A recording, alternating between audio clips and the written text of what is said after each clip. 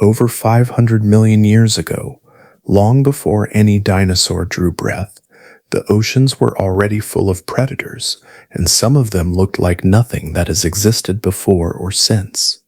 One of them had eyes with up to 16,000 lenses each, a circular mouth that could contract like a camera shutter, grasping appendages at the front of its head built for seizing prey. It was the apex predator of its age, and it looked like something a nightmare would sketch if a nightmare had never seen a fish.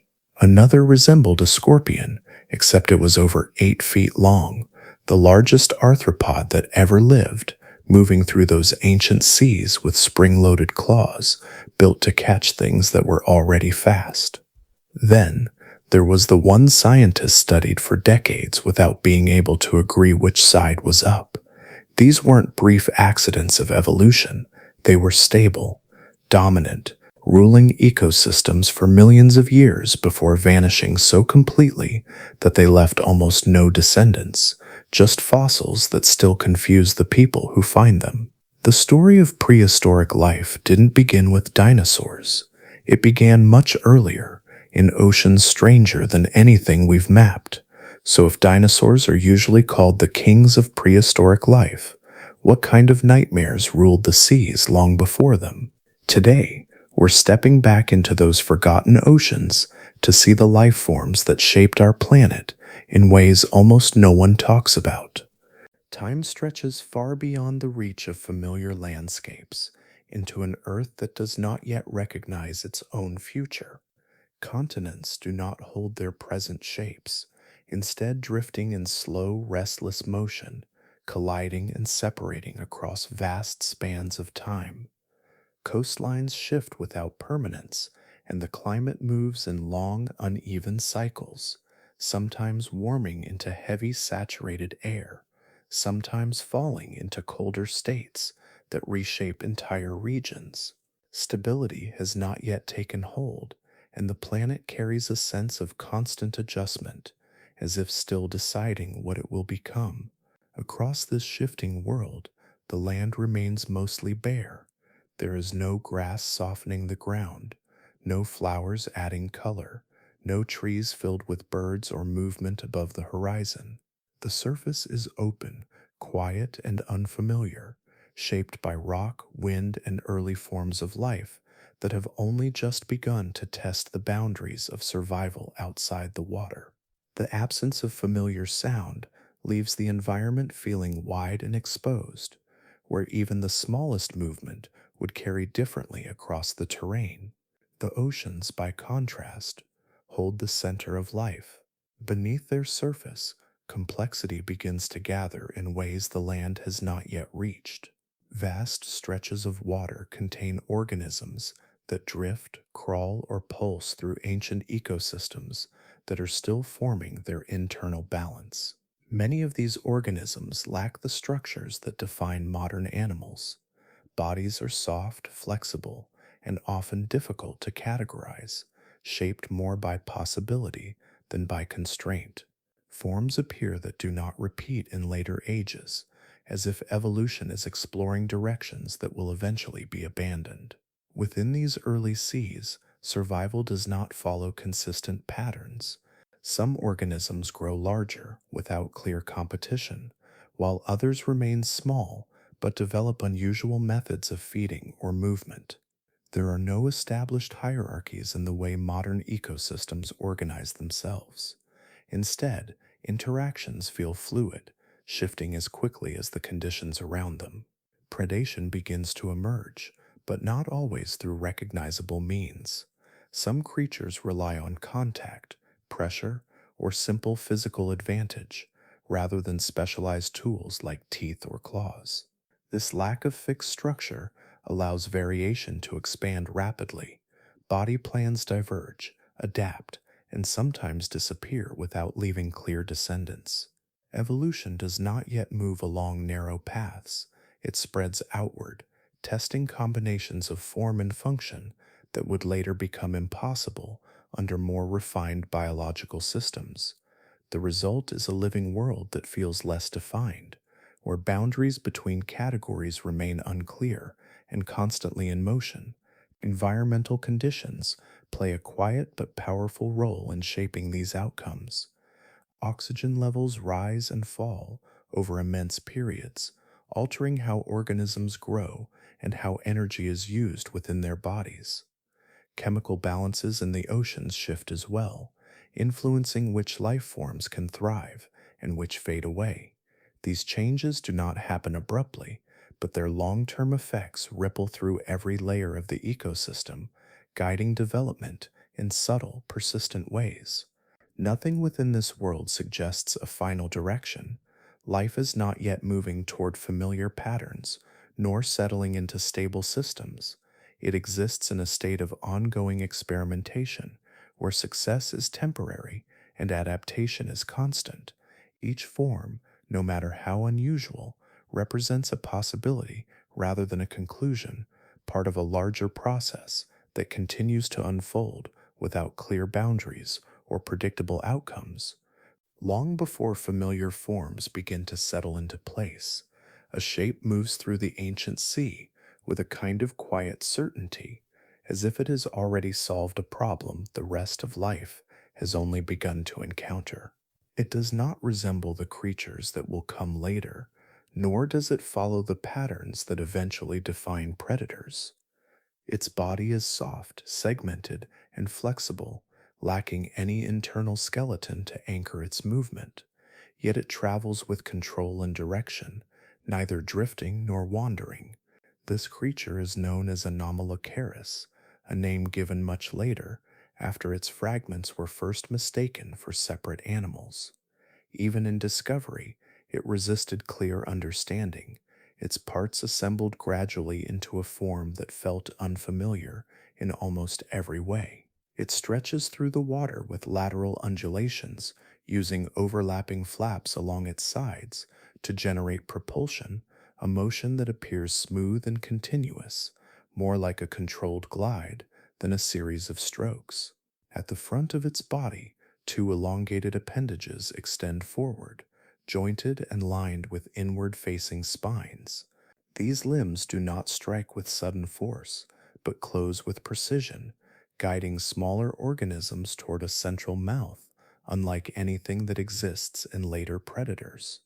The mouth forms a circular structure, composed of rigid plates arranged in a pattern that tightens inward.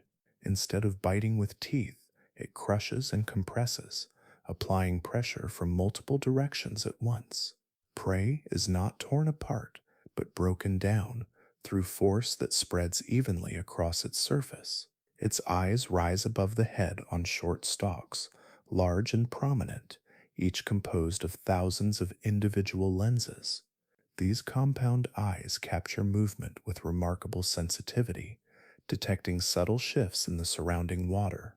Vision at this stage of life has already reached a level of refinement that seems out of place, allowing this creature to locate and track other organisms in an environment where many still rely on slower, less direct methods of perception. The result is a predator that does not need to search blindly, but instead moves with awareness, adjusting its path with quiet accuracy. What makes this form feel unusual is not just its structure, but how completely it diverges from the patterns that later dominate. There are no jaws in the familiar sense, no rigid limbs for walking or grasping, no internal framework supporting its body. Yet it occupies a position of control within its environment, interacting with other organisms as a defining presence. It does not resemble a transitional stage or an incomplete design. Instead, it appears fully realized within a system that no longer exists. Its existence reflects a period when evolutionary pathways had not yet narrowed into the categories that shape modern life. Structures could combine in ways that would later be constrained. Functions could emerge without the need to resemble anything that came before. In this setting, effectiveness did not depend on conformity to a shared plan, but on the ability to operate within immediate conditions. This allowed forms like Anomalocaris to develop, not as anomalies within their own time, but as expressions of a wider range of biological possibilities. As it moves through these early waters, it leaves behind no direct successor that carries its design forward.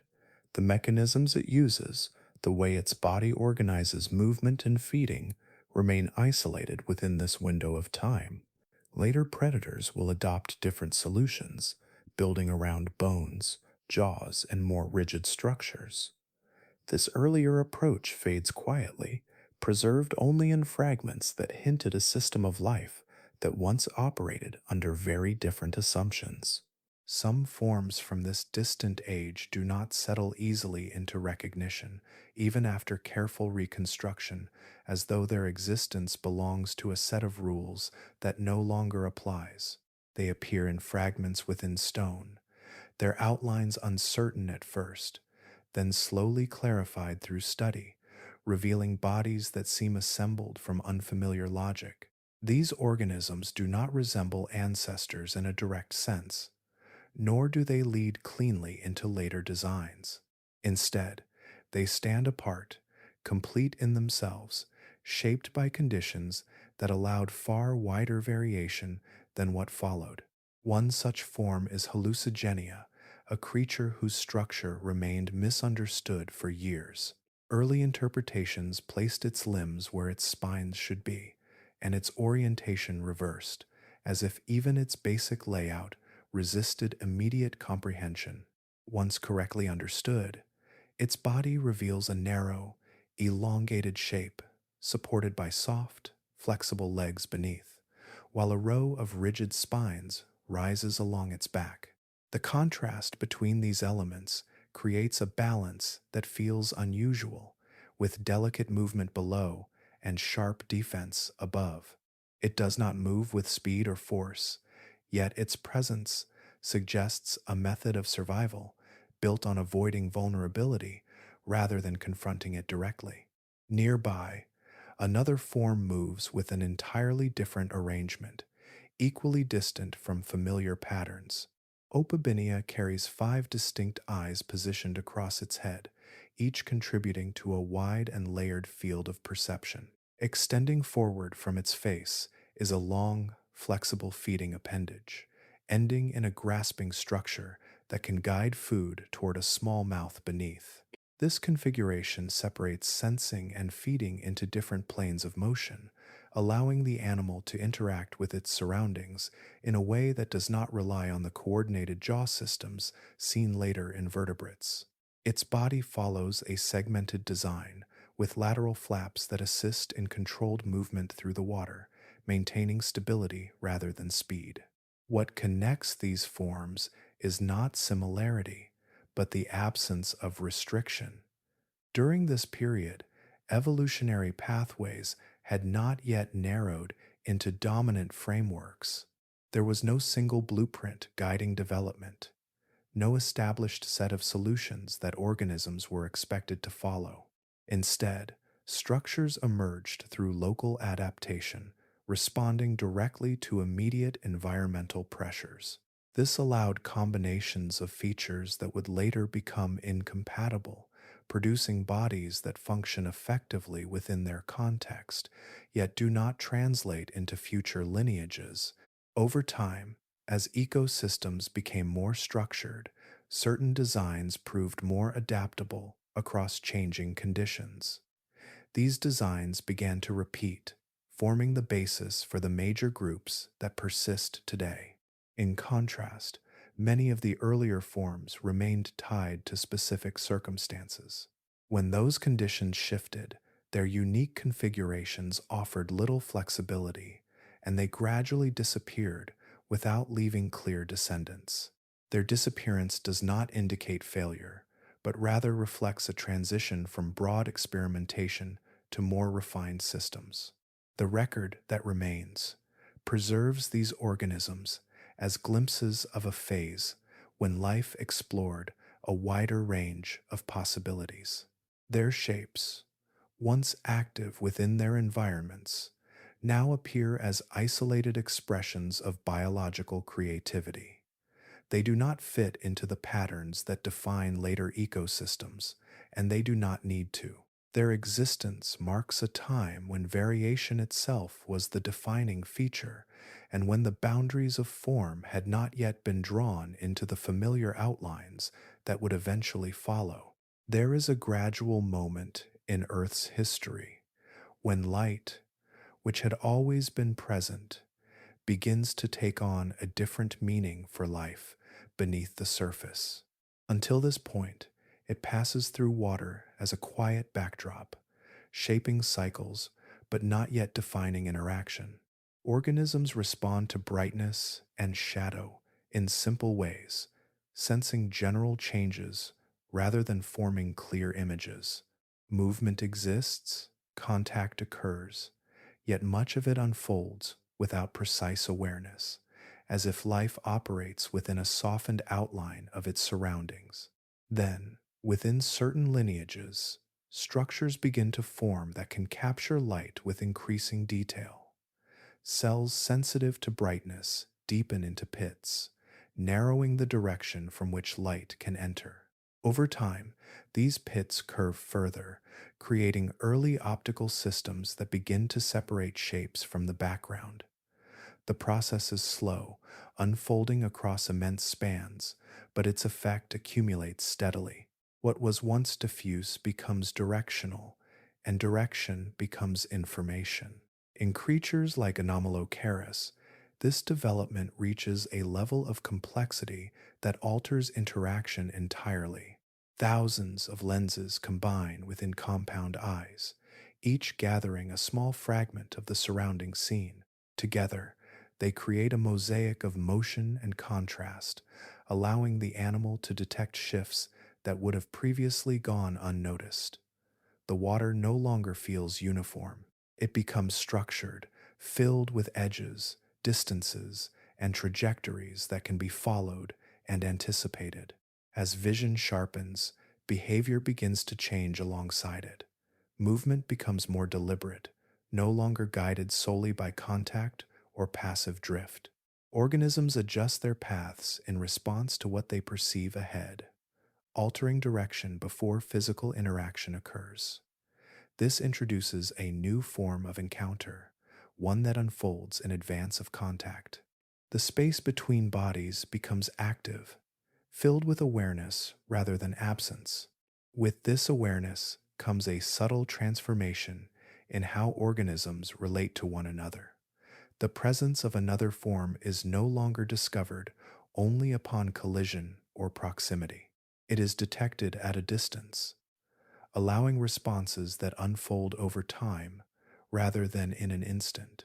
Some creatures begin to approach, aligning their movement with that of others, while others withdraw, adjusting their position to remain outside the path of approach.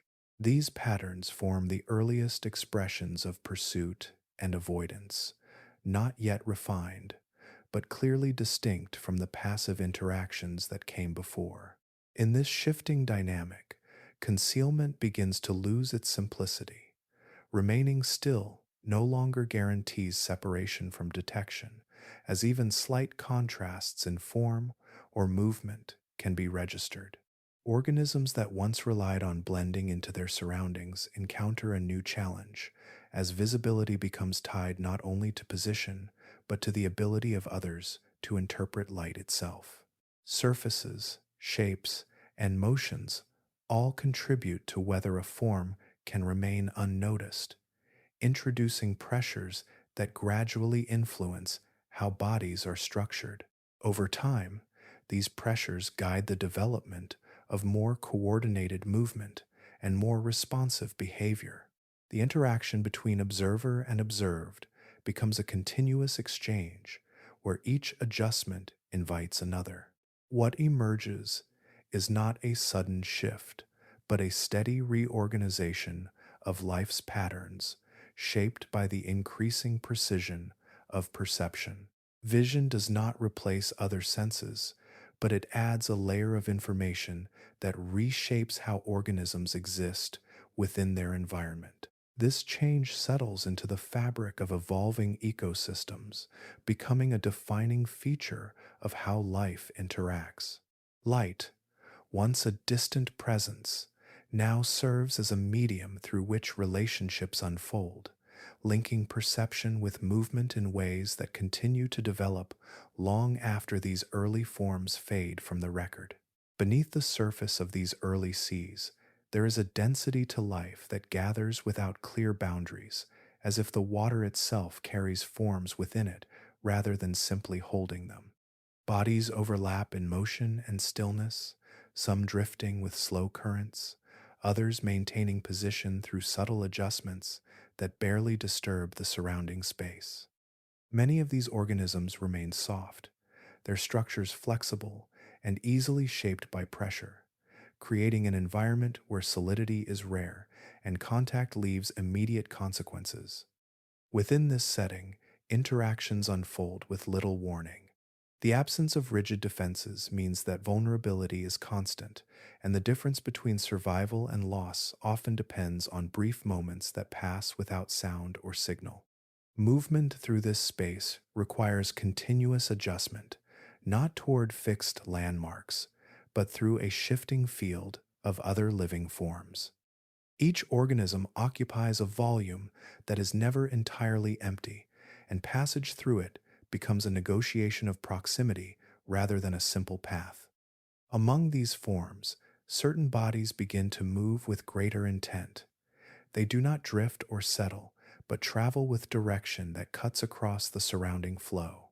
Their presence introduces a different pattern into the water, one that alters the behavior of nearby organisms even before contact occurs. The shift is subtle at first, expressed in slight changes of position or orientation, but over time it becomes more defined as some creatures begin to follow rather than merely encounter. The softness of this world does not prevent control, it amplifies it. Without hard barriers or fixed structures, movement becomes fluid and continuous, allowing these early hunters to navigate through dense clusters of life with minimal resistance. They do not need to break through defenses, only to reach and hold, applying pressure in ways that bodies unprepared for force cannot withstand. The water, which supports all motion, also carries these interactions outward, spreading their influence beyond the immediate moment. In contrast, the land above remains comparatively empty, its surfaces still lacking the complexity that would later emerge. There are fewer interactions there, fewer forms competing within the same space. The ocean, by comparison, concentrates life into layers that overlap and intersect, creating a continuous field of presence. Every movement within it has the potential to affect something nearby, and this closeness intensifies the conditions under which organisms exist. As these patterns continue, the balance within the water becomes more dynamic. Organisms that can respond quickly begin to persist, while those that rely on stillness alone find fewer places where that strategy remains effective. Shape, movement, and behavior all begin to shift in response to this increasing interaction, not as isolated changes, but as part of a larger adjustment unfolding across the entire system. The result is an environment where stability is difficult to maintain. Life does not settle into fixed arrangements, but remains in a state of ongoing response, shaped by the presence of others at every scale.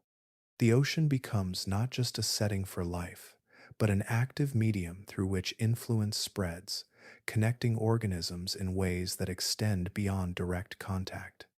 Within this continuous exchange, the early seas hold a level of intensity that the land has not yet reached. The concentration of life, combined with the absence of clear separation between forms, creates conditions where interaction is constant and unavoidable.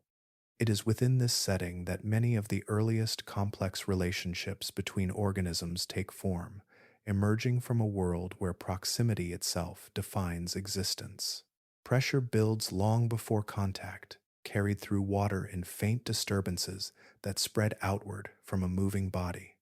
Within these signals, there is a presence that does not rely on speed alone, but on weight, structure, and the quiet certainty of force held in reserve.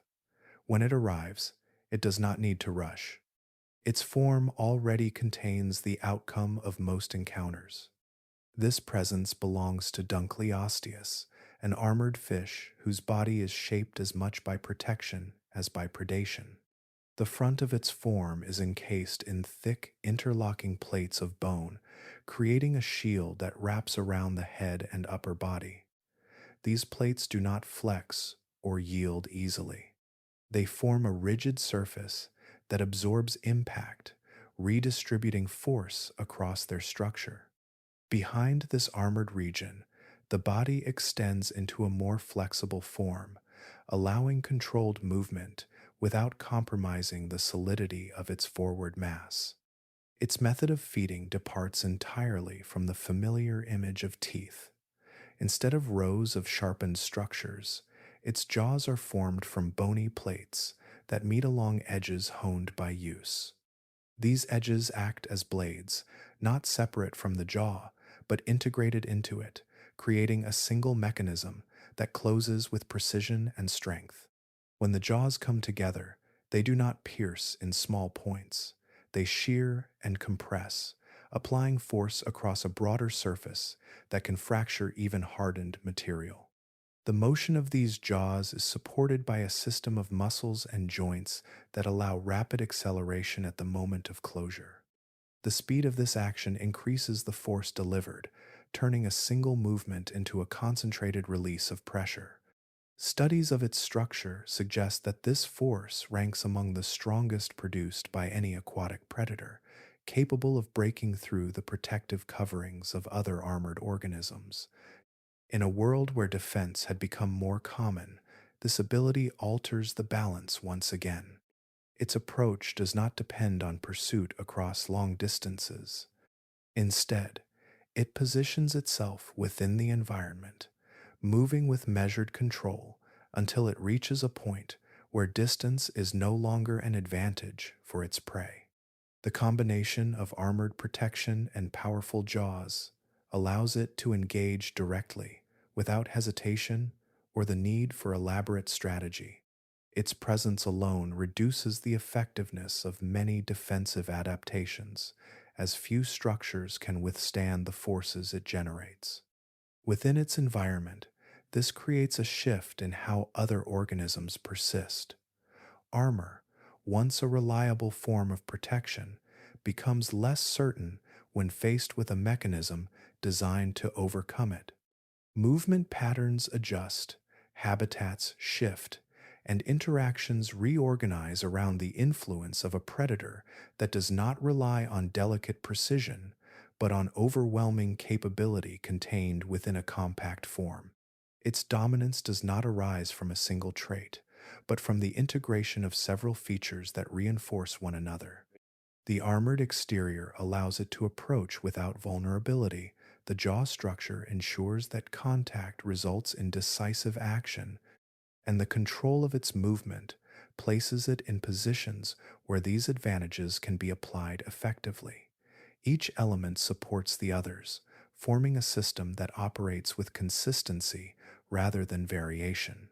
Over time, this configuration holds its place within the ecosystem, shaping the distribution and behavior of surrounding life. It does not need to adapt rapidly or diversify into multiple forms. Its design remains focused, centered on a method that continues to function within the conditions of its world. In this way, it becomes less a participant in constant change and more a stable presence within it, defined by the certainty of its interaction with everything around it. Across long stretches of seafloor, a subtle change begins to take shape, not in movement, but in the surfaces of the creatures themselves. Bodies that were once soft and easily altered by their surroundings start to carry structure on the outside. Thin layers at first, then thicker coverings that hold their form even when pressed by currents or contact. These coverings do not remain uniform. They divide into segments, plates, and ridges, each part fitted to allow motion while maintaining protection, creating a balance between flexibility and resistance. Among the most widespread of these forms are the trilobite, organisms whose bodies are arranged in repeated sections that run from head to tail. Their outer shells are composed of mineralized material, forming a surface that resists pressure and shields the softer tissues beneath. Each segment connects with the next through articulated joints, allowing the body to bend without exposing vulnerable areas. This segmented design gives them the ability to adjust their shape in response to changes around them, rather than remaining fixed and rigid. When disturbed, many trilobites draw their bodies inward, curling into compact forms that reduce the surface area exposed to external force. The edges of their shells meet closely, enclosing the softer underside and limiting points of entry. This behavior does not rely on speed or escape, but on transformation, shifting from an extended form into a protected configuration within a single movement. The effectiveness of this strategy depends on the precision of their structure, each segment aligning in a way that leaves little space for intrusion. Other organisms follow different approaches, developing shells that encase their entire bodies or extending spines outward to increase distance between themselves and potential threats. These spines do not need to penetrate or injure. Their presence alone alters how other creatures interact with them, creating a barrier that must be navigated or avoided.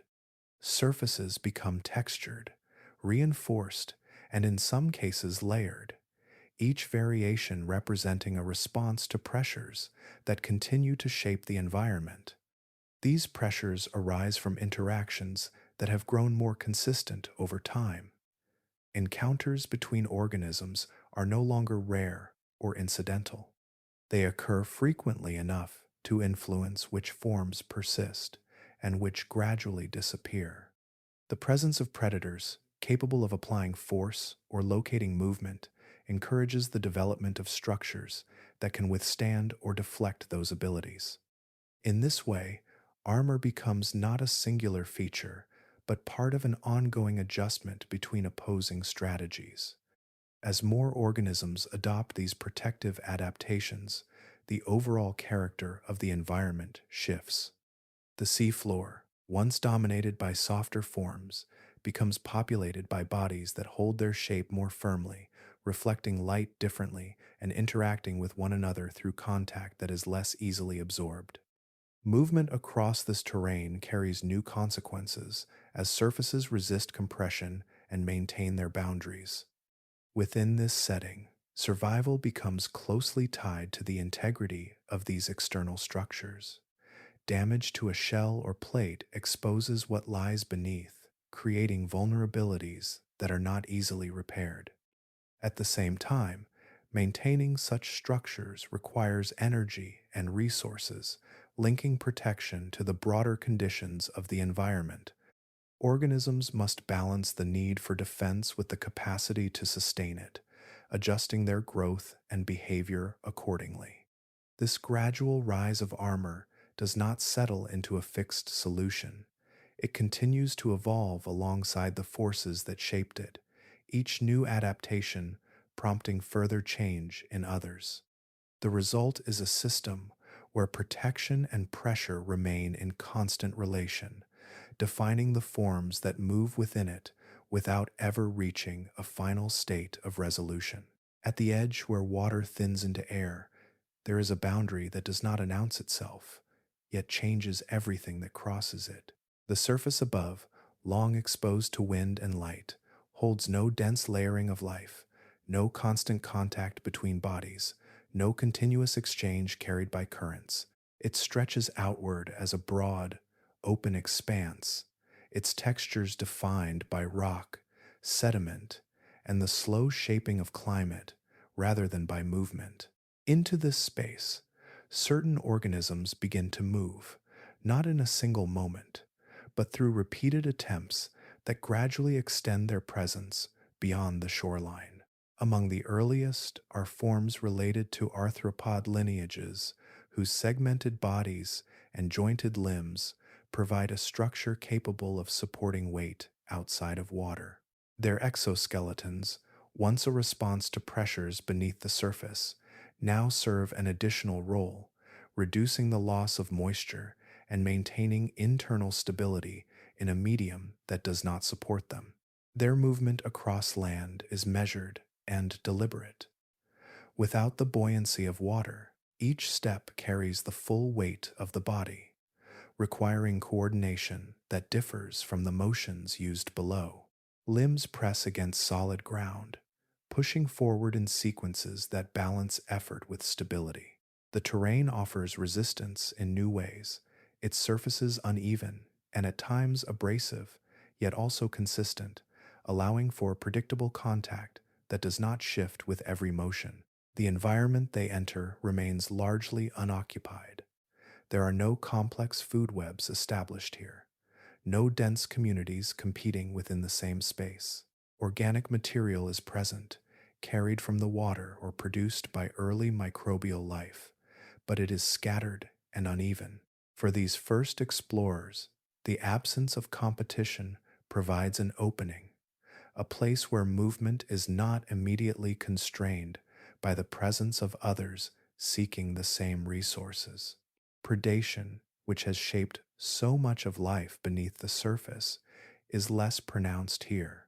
Few organisms have yet adapted to pursue or capture others on land, and those that have ventured out do not immediately encounter the same level of threat found in the ocean. This relative simplicity alters how these early land dwellers behave. Movement does not need to be constant or evasive, and periods of stillness do not carry the same risk they once did. As these organisms continue to move across this new environment, they begin to interact with it in ways that gradually alter its character. Tracks are left behind in soft sediments, marking pathways that can be followed or crossed by others. Small disturbances accumulate, and over time, these interactions contribute to the formation of more complex patterns on the surface. The land, once shaped primarily by physical forces, begins to reflect the presence of life in subtle, persistent ways. Adaptation continues alongside exploration. Structures that support movement on land become more refined, and mechanisms for retaining moisture improve, allowing longer periods away from the water's edge. Sensory systems adjust as well, responding to differences in air rather than fluid, detecting changes that carry across open space instead of through dense surroundings. This gradual expansion does not transform the land all at once. It remains a place of wide intervals and quiet surfaces, where life appears in scattered forms rather than continuous layers. Yet, within these early movements, a new dimension of existence takes shape, one that extends beyond the confines of the sea and begins to establish its own patterns, slowly and without urgency, across a world that had long remained untouched. There are intervals in Earth's past when the air itself carries a different weight, not in how it feels, but in what it allows. Invisible changes accumulate over immense spans, altering the balance of gases until oxygen rises to levels far beyond those found in later ages. This shift does not announce itself through sudden transformation, yet its influence reaches into every organism that draws from the atmosphere, quietly reshaping what bodies can sustain. Within this enriched air, the process of respiration becomes more efficient, especially for creatures that rely on diffusion or simple internal systems rather than complex lungs. Oxygen moves more readily into tissues, traveling farther without the need for intricate delivery structures. For many organisms, this reduces the limitations that once constrained their size. Growth no longer meets the same internal resistance, and forms begin to expand beyond proportions that would otherwise be difficult to maintain. Among the groups most affected are early terrestrial arthropods, descendants of those that first moved onto land. Their bodies, supported by external frameworks and supplied with air through networks of branching tubes, respond directly to the concentration of oxygen in their surroundings. As this concentration increases, these systems can deliver sufficient oxygen even as body dimensions grow larger. Segments lengthen, limbs extend, and overall mass increases, not through a change in strength alone, but through the removal of constraints that once held growth in check. This expansion does not occur uniformly. Some lineages remain small, their forms suited to specific niches, while others take advantage of the conditions and extend into sizes that alter their presence within the environment. Movement across the land carries a different impression when the bodies involved occupy more space, when each step covers greater distance, and when interactions occur between organisms that are no longer easily overlooked. Size brings with it certain advantages within these early terrestrial systems. Larger bodies retain moisture more effectively, reducing the rate at which water is lost to the surrounding air. This allows longer periods of activity away from damp environments, expanding the range over which an organism can move. Greater size also changes how forces are applied during interaction, whether in competition for resources or in encounters that involve capture and consumption. A larger form can exert influence simply through its presence, altering how other organisms position themselves within shared space. At the same time, this increase in scale introduces new balances that must be maintained. Supporting a larger body requires structures that can bear additional weight, and movement must remain coordinated despite the added mass. The external frameworks of arthropods, while effective at certain sizes, begin to encounter limits as dimensions continue to grow. The same systems that allow expansion under high oxygen conditions also define the boundaries beyond which further growth becomes difficult. These periods of elevated oxygen do not persist indefinitely. Over time, atmospheric composition shifts again, gradually returning to levels that reintroduce earlier constraints. As this happens, the conditions that once supported larger forms begin to change, and the balance between size and function adjusts once more.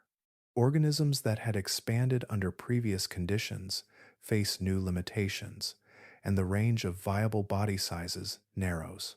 Within these changing conditions, the presence of unusually large forms remains tied to a specific window in Earth's history. Their scale reflects not only their own structure, but the environment that allowed it, a moment when the air itself extended the boundaries of what life could become before those boundaries quietly settled back into place. Above the early forests, air begins to fill with motion that does not belong to anything familiar, a steady presence moving through open space with control and reach.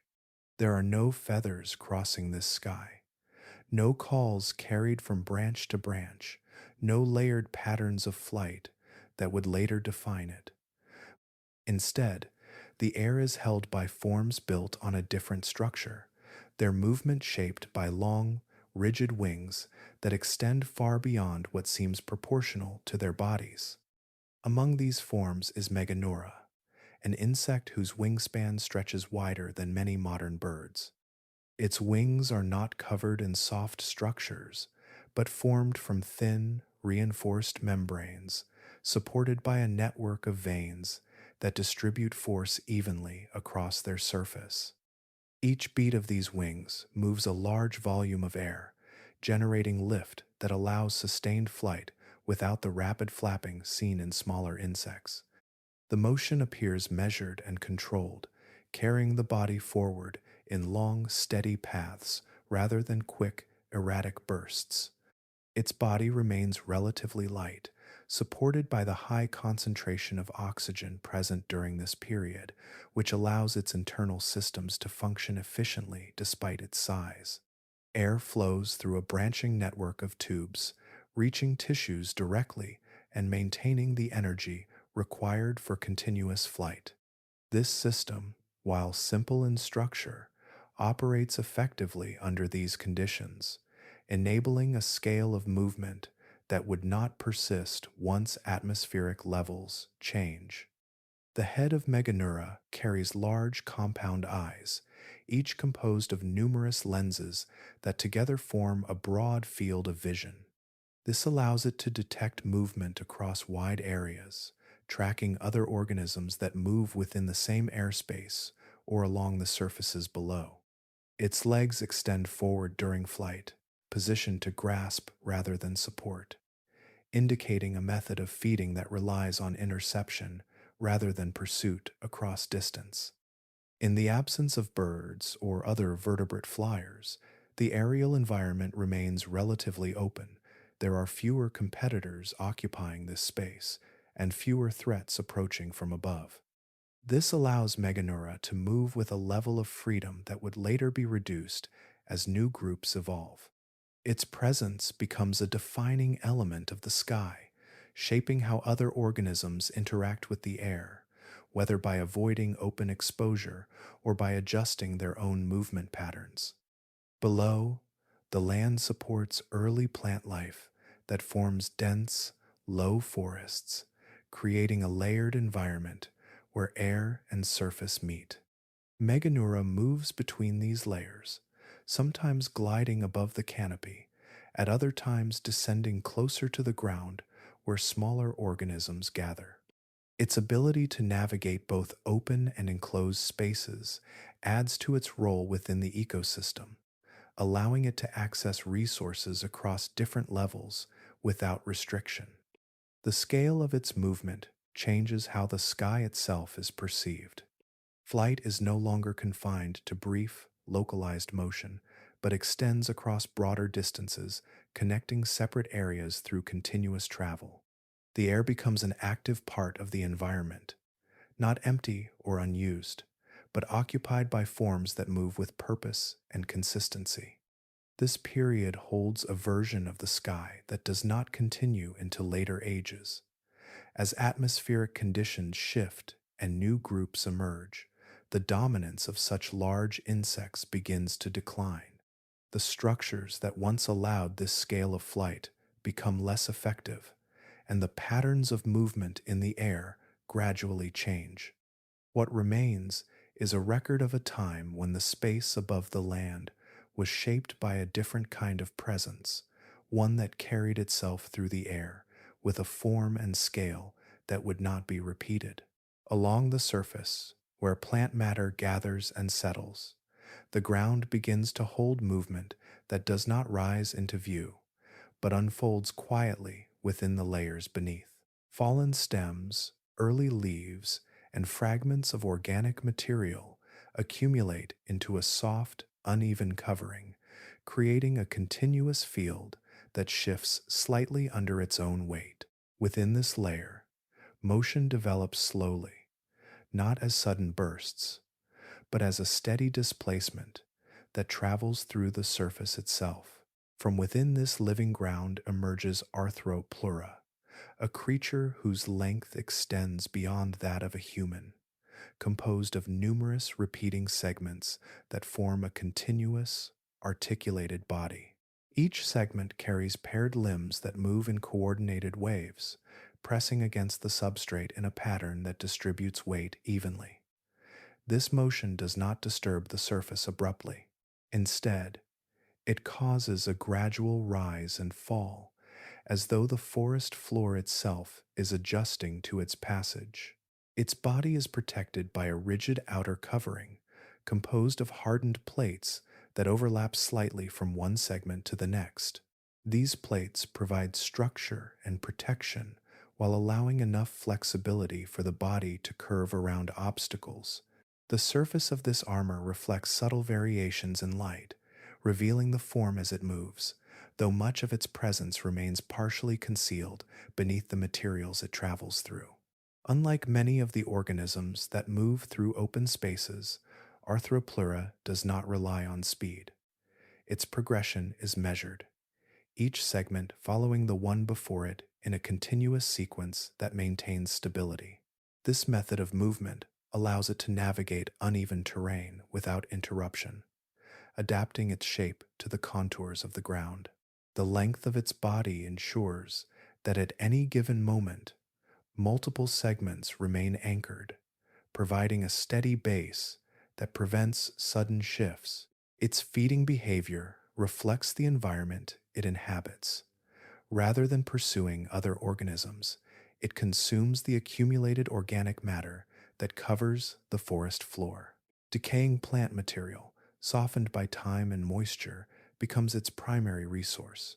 This process contributes to the gradual breakdown of these materials, returning nutrients to the surrounding environment and supporting the ongoing development of plant life above.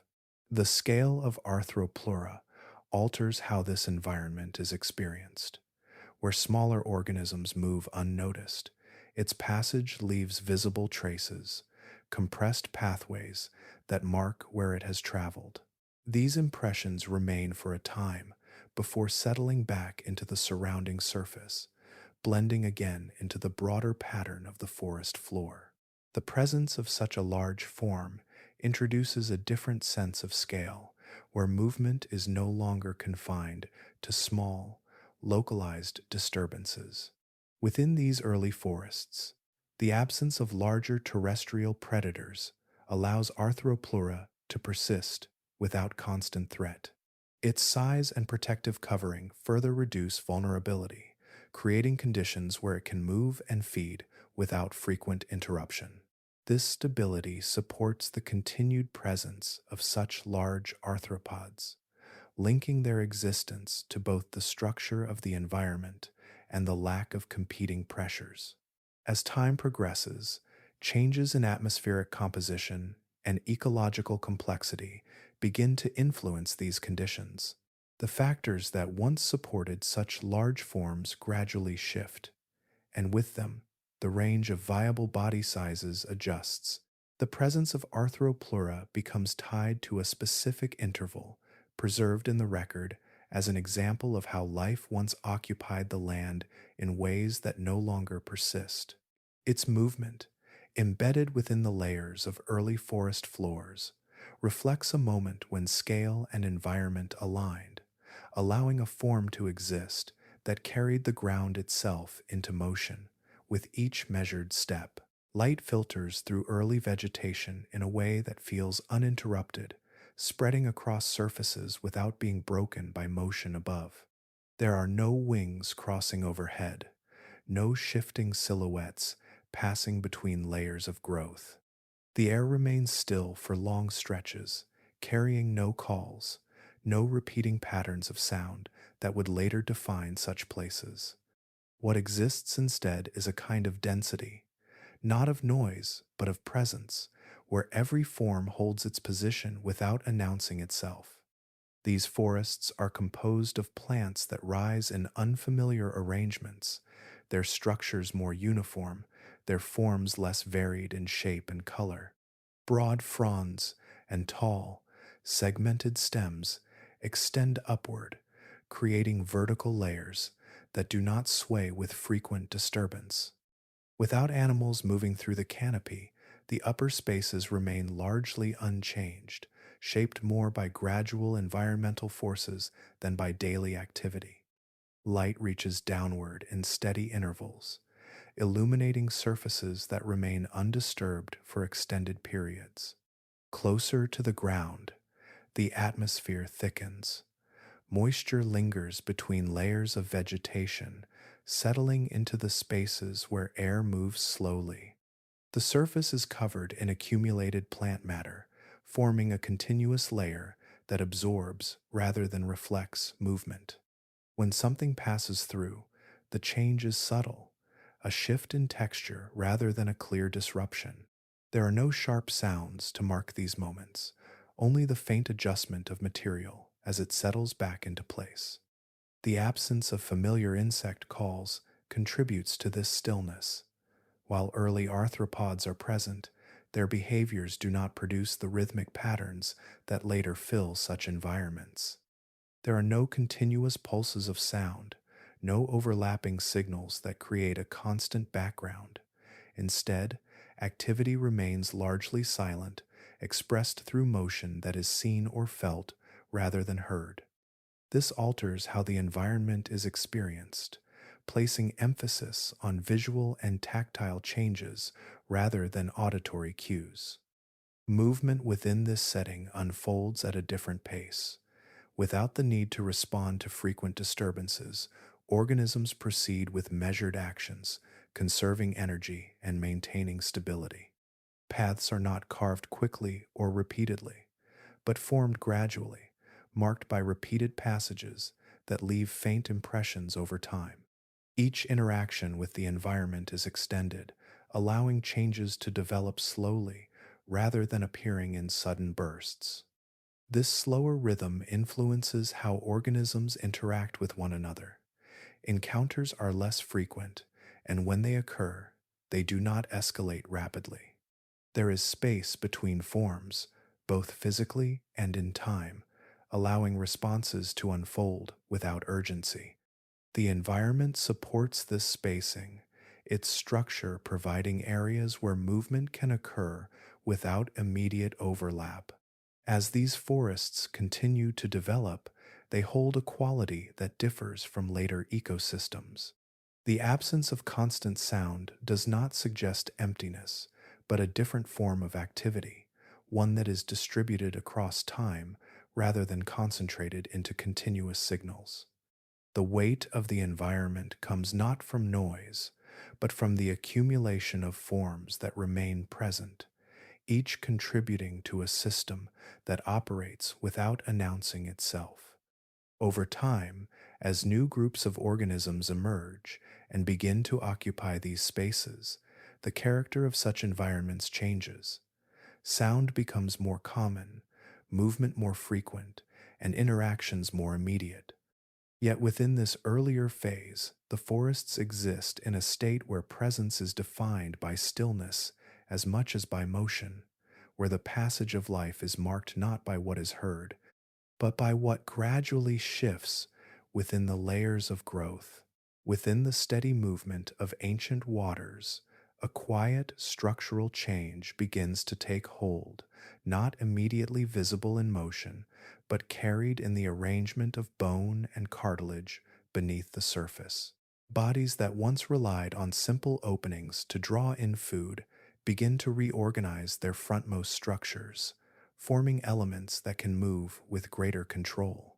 This transformation does not happen all at once, but unfolds gradually, as parts that once supported breathing and filtering begin to take on a new function. Among early vertebrates, this shift appears in the development of jaws, derived from anterior gill arches that become strengthened and repositioned. What was once a passive system for drawing in particles from the surrounding water begins to operate as a mechanism for grasping. The mouth gains the ability to close with force, directing movement outward rather than simply receiving what drifts inward. This change alters not only how food is obtained, but how the organism interacts with everything around it. Creatures such as placoderm illustrate this transition. Their bodies carry internal support structures that provide stability and coordination, allowing for more precise control of movement. Fins become more effective in directing motion, enabling shifts in direction that can be adjusted in response to nearby activity. The presence of jaws allows these organisms to engage directly with other forms, rather than waiting for suitable material to pass within reach. As this capability spreads, movement within the water begins to change. Instead of drifting or slowly navigating through available resources, certain organisms begin to approach others with intent. Their paths are no longer shaped solely by currents or immediate surroundings, but by the position and movement of other bodies within the same space. This introduces a new pattern where motion is guided by anticipation and interaction unfolds before contact is made. Speed becomes more relevant within this framework. The ability to close distance quickly or to adjust position in response to shifting targets influences which forms persist. Bodies become more streamlined, reducing resistance as they move through water. Muscular systems adapt to support bursts of acceleration, allowing these early hunters to act within brief intervals that separate presence from capture. The environment, once shaped by slower exchanges, begins to reflect these changes in tempo.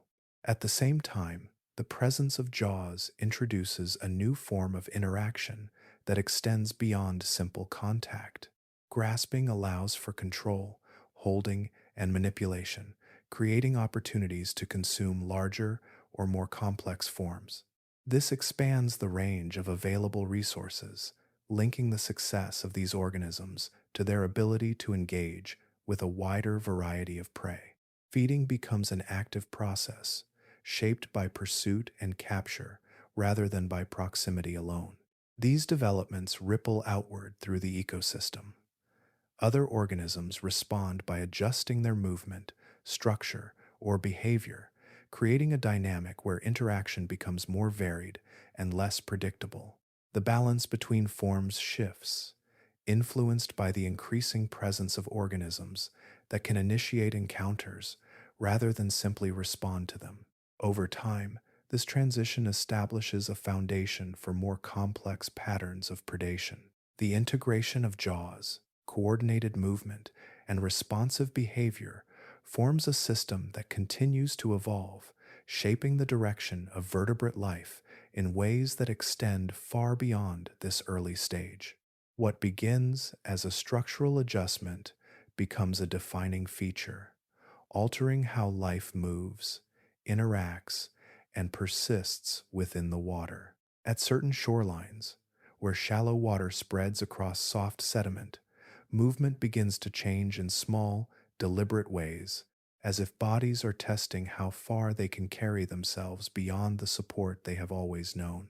Fins that once pressed against water for propulsion begin to meet resistance against solid ground, and in that resistance, new patterns of motion take shape. The transition does not appear as a sudden departure, but as a series of adjustments, each one extending the reach of life a little further into unfamiliar space.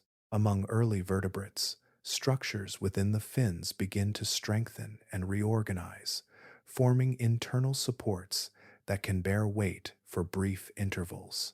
Bones align into segments that resemble the early framework of limbs, allowing these organisms to push against surfaces rather than simply glide above them. Creatures such as Tiktaalik illustrate this gradual shift, carrying both fin-like features and limb-like elements within the same body. Their movements bridge two environments, neither fully aquatic nor fully terrestrial, but capable of interacting with both.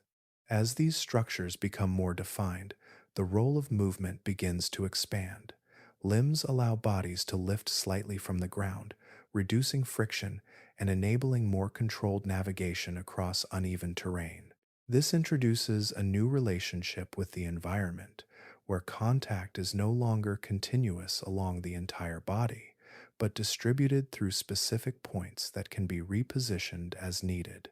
Each step becomes a sequence of balance and placement, guided by the coordination of multiple segments working together. The presence of limbs also changes how these organisms interact with potential food sources. Instead of relying solely on what drifts within reach or what can be approached through water, they begin to explore areas where prey may be present along the margins of land and water. Shallow pools, damp surfaces, and the edges of early vegetation become spaces where movement can be directed with greater precision. This allows for encounters that unfold differently, where approach and positioning play a more active role. Breathing mechanisms adapt alongside these changes. Structures capable of extracting oxygen from air begin to supplement those used in water, allowing these organisms to remain out of water for longer periods. This extends the range of environments they can occupy, linking movement on land with the ability to sustain internal processes without immediate return to the water. The connection between limb function and respiration creates a coordinated system that supports this gradual expansion. As more organisms adopt these adaptations, patterns of interaction on land begin to shift. Movement becomes less constrained by proximity to water, and the distribution of life spreads across surfaces that were previously unoccupied. The presence of limbs allows for new forms of engagement, where organisms can pursue or avoid others across ground rather than within fluid space. This introduces the earliest stages of land-based hunting, where positioning, timing, and direction influence outcomes. These developments do not immediately transform the landscape into a complex terrestrial ecosystem. The land remains sparsely populated, and many forms continue to depend on water for significant portions of their lives. Yet within these incremental changes, a new mode of existence emerges, one that connects structure, movement, and environment in ways that extend beyond the boundaries of the water. Over time, the refinement of limbs and associated systems continues, shaping the forms that follow and establishing the foundation for more sustained life on land. What begins as a series of small adjustments becomes a defining transition, carried forward through generations that increasingly rely on these structures to navigate a world that is slowly opening to them. Along the margins where water spreads into slow, shallow basins, bodies begin to gather that carry a different kind of weight, not only in size, but in how they hold position within their environment. These waters do not move quickly. They settle into wide, quiet expanses, edged by early vegetation and layered with fine sediment. Within them, presence becomes less about constant motion and more about control over space that remains still.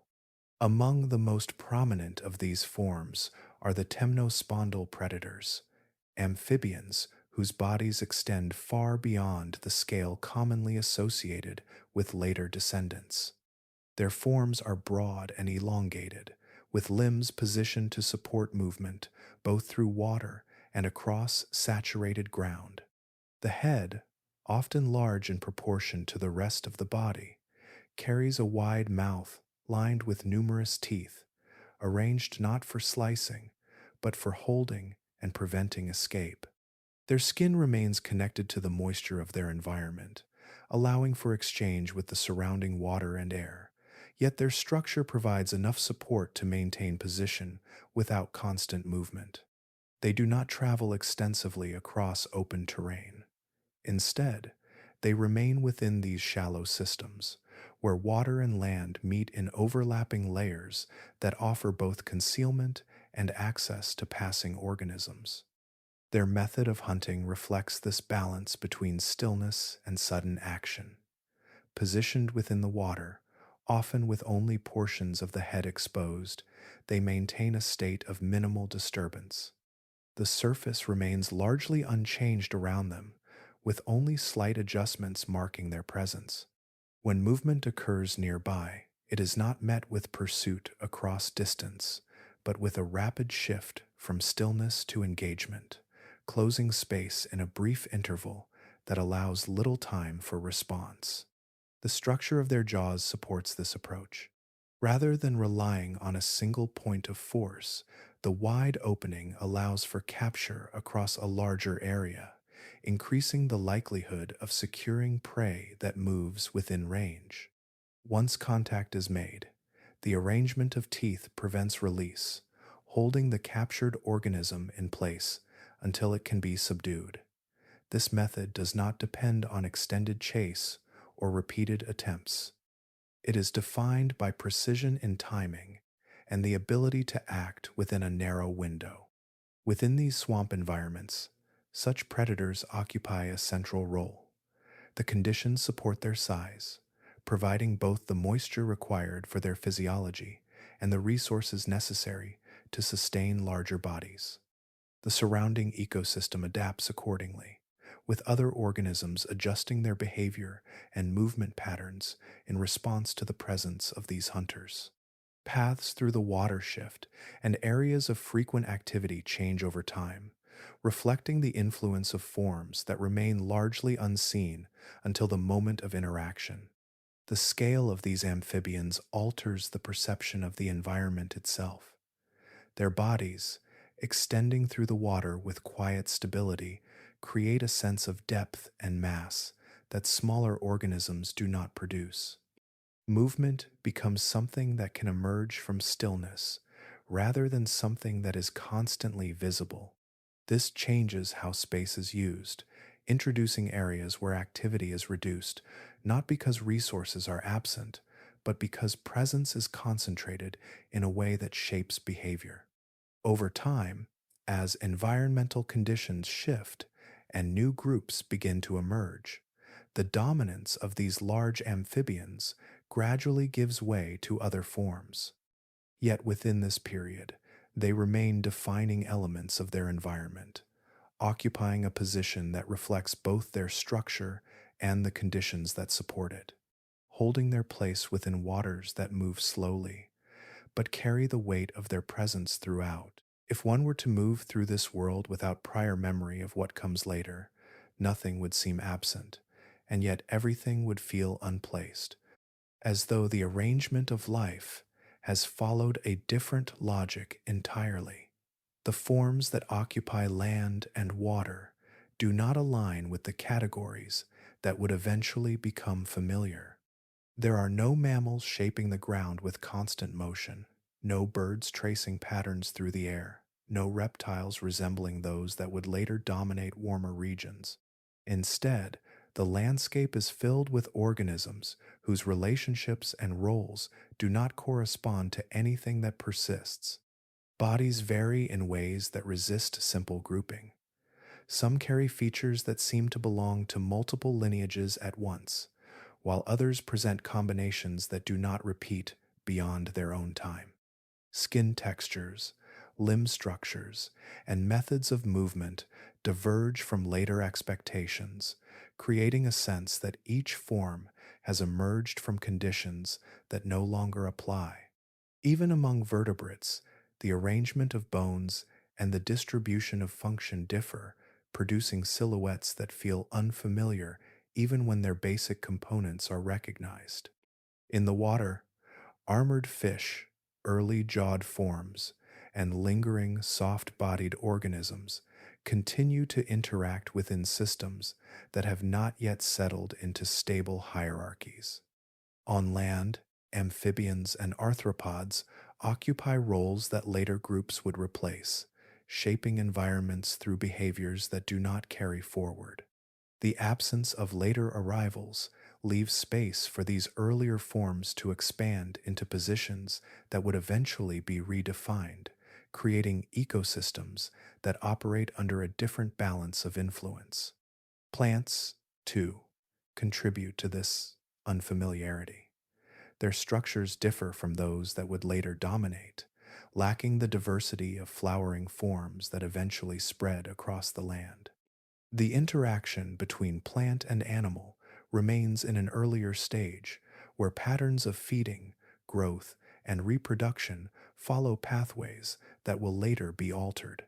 This affects how energy moves through the system, influencing which organisms thrive and how they relate to one another. Movement across this world does not follow the rhythms that would later become common. Without the presence of certain groups, there are gaps in activity that change how space is used. Some areas remain undisturbed for longer periods, while others are shaped by forms that behave differently from anything that follows. The timing of interactions, the pace of change, and the distribution of life all contribute to an environment that feels continuous within itself, yet distant from later patterns. The unfamiliarity arises not from absence alone, but from the presence of forms that belong fully to their own context. Each organism fits within its environment, interacting with others in ways that sustain the system as a whole. There is no sense of incompleteness within the world itself, only a difference when viewed against what will come after. The structures that define later ecosystems have not yet taken shape, and in their place exists a broader range of possibilities, many of which will not continue. As time progresses, shifts in climate, atmosphere, and interaction gradually reshape these systems. Some forms persist through adaptation, while others fade, leaving behind traces that suggest how they once moved and lived. What remains is a record of a world that functioned according to its own internal balance, where the absence of familiar animals allowed other forms to define the structure of life in ways that no longer occur. At first glance, its outline seems to belong to a later age, a low body moving with deliberate control, a tall structure rising from its back like a rigid crest against the air. Yet this form exists long before the creatures it is often associated with, occupying a place in time that precedes the familiar reign of dinosaurs by tens of millions of years. Its appearance suggests continuity, but its lineage follows a different path, one that leads not toward reptiles as commonly imagined, but toward a separate branch of early vertebrate evolution. This animal is known as Dimetrodon, a member of a group more closely related to the ancestors of mammals than to later reptilian forms. Its body carries a combination of features that reflect this position, with a skull structure that supports a strong and focused bite, and limbs positioned in a way that allows for controlled movement across land. Unlike the sprawling gait of many early reptiles, its stance suggests a degree of stability, distributing weight more evenly beneath the body. The most prominent feature of Dimetrodon is the sail that rises from its back, formed by elongated neural spines extending upward from the vertebrae. This structure is not merely decorative. It is thought to play a role in regulating body temperature, allowing the animal to absorb or release heat depending on environmental conditions. Blood vessels within the sail would facilitate this exchange, linking its surface directly to internal processes. In this way, the sail becomes part of a system that supports activity across varying temperatures, influencing when and how the animal moves. Its skull reveals a different kind of specialization. The arrangement of teeth includes variations in size and shape, with larger, more pointed teeth positioned at the front, and smaller, serrated edges toward the back. This differentiation allows for more effective handling of prey, enabling the animal to grasp, hold, and process food with greater efficiency than earlier forms that relied on uniform dentition. The jaw muscles, anchored to the skull, provide the force needed to close this structure with strength, making each bite a decisive action. Within its environment, Dimetrodon occupies a central role as a dominant terrestrial predator. It moves through landscapes that are still developing in complexity, where vegetation and animal life form patterns that differ from those of later periods. Its presence influences the behavior of other organisms, shaping movement and distribution across the land. Smaller creatures adjust their activity to avoid areas where it is likely to be present, while potential prey must navigate spaces where concealment and timing become increasingly important. Despite its resemblance to later reptiles, Dimetrodon belongs to a time when the major divisions of vertebrate life were still taking shape. Its lineage represents an early experiment in terrestrial dominance, one that establishes patterns of predation and adaptation that will be refined in different directions over time. The features it carries, from its differentiated teeth to its thermoregulatory sail, reflect solutions to challenges that arise in a world still defining its ecological structure. As conditions continue to change and new groups begin to emerge, the role of such predators shifts. Other lineages take on similar positions, building upon or diverging from the patterns established here. Yet, within its own time, Dimetrodon stands as a defining presence, a predator shaped by its environment and its ancestry, occupying a place that appears familiar in outline, but belongs to a much earlier chapter in the history of life. Within the unfolding landscape, a quiet change appears, not in the bodies of animals alone, but in how life continues itself from one generation to the next. Reproduction, once tied closely to the presence of water, begins to separate from it, carried instead within structures that can endure beyond the shoreline. This shift does not alter the environment immediately, yet it opens pathways that were previously unavailable, extending the reach of life into spaces that had remained only partially explored. Among early amniotes, the development of the amniotic egg introduces a new form of independence. Encased within protective layers, the embryo is surrounded by membranes that regulate moisture, exchange gases, and provide a stable internal environment. This structure allows development to proceed without direct contact with open water, removing a constraint that had long shaped where organisms could live and reproduce. The egg becomes a self-contained system, capable of sustaining life through conditions that would otherwise prevent it. Early reptiles emerge within this context, carrying adaptations that align with this new mode of reproduction. Their bodies are covered in skin that reduces water loss, allowing them to remain in drier environments for extended periods. Limbs support movement across a range of terrains, from firm ground to more fragmented surfaces, enabling access to areas that had seen only limited activity before. These features work together with the amniotic egg, creating a coordinated system that supports life away from constant moisture. This independence from water changes how these organisms interact with their surroundings. Reproduction no longer requires a return to specific locations, allowing individuals to establish themselves across wider regions. Populations spread into areas that had previously been marginal, occupying spaces where fewer competitors are present.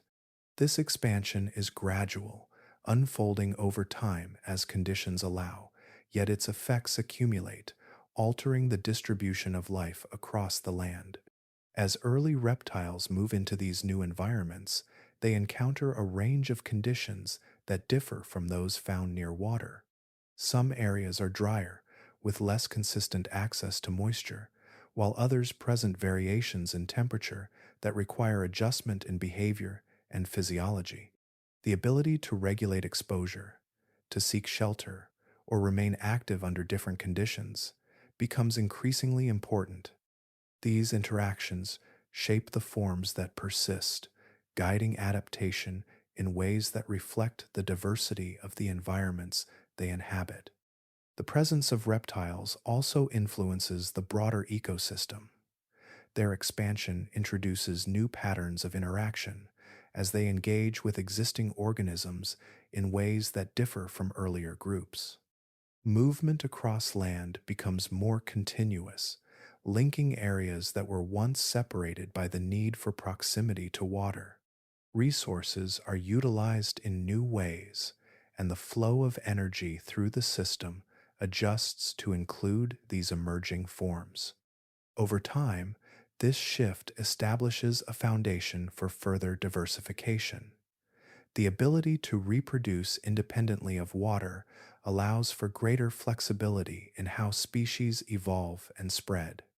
Lineages branch and adapt to specific conditions, creating a range of forms that occupy different ecological roles.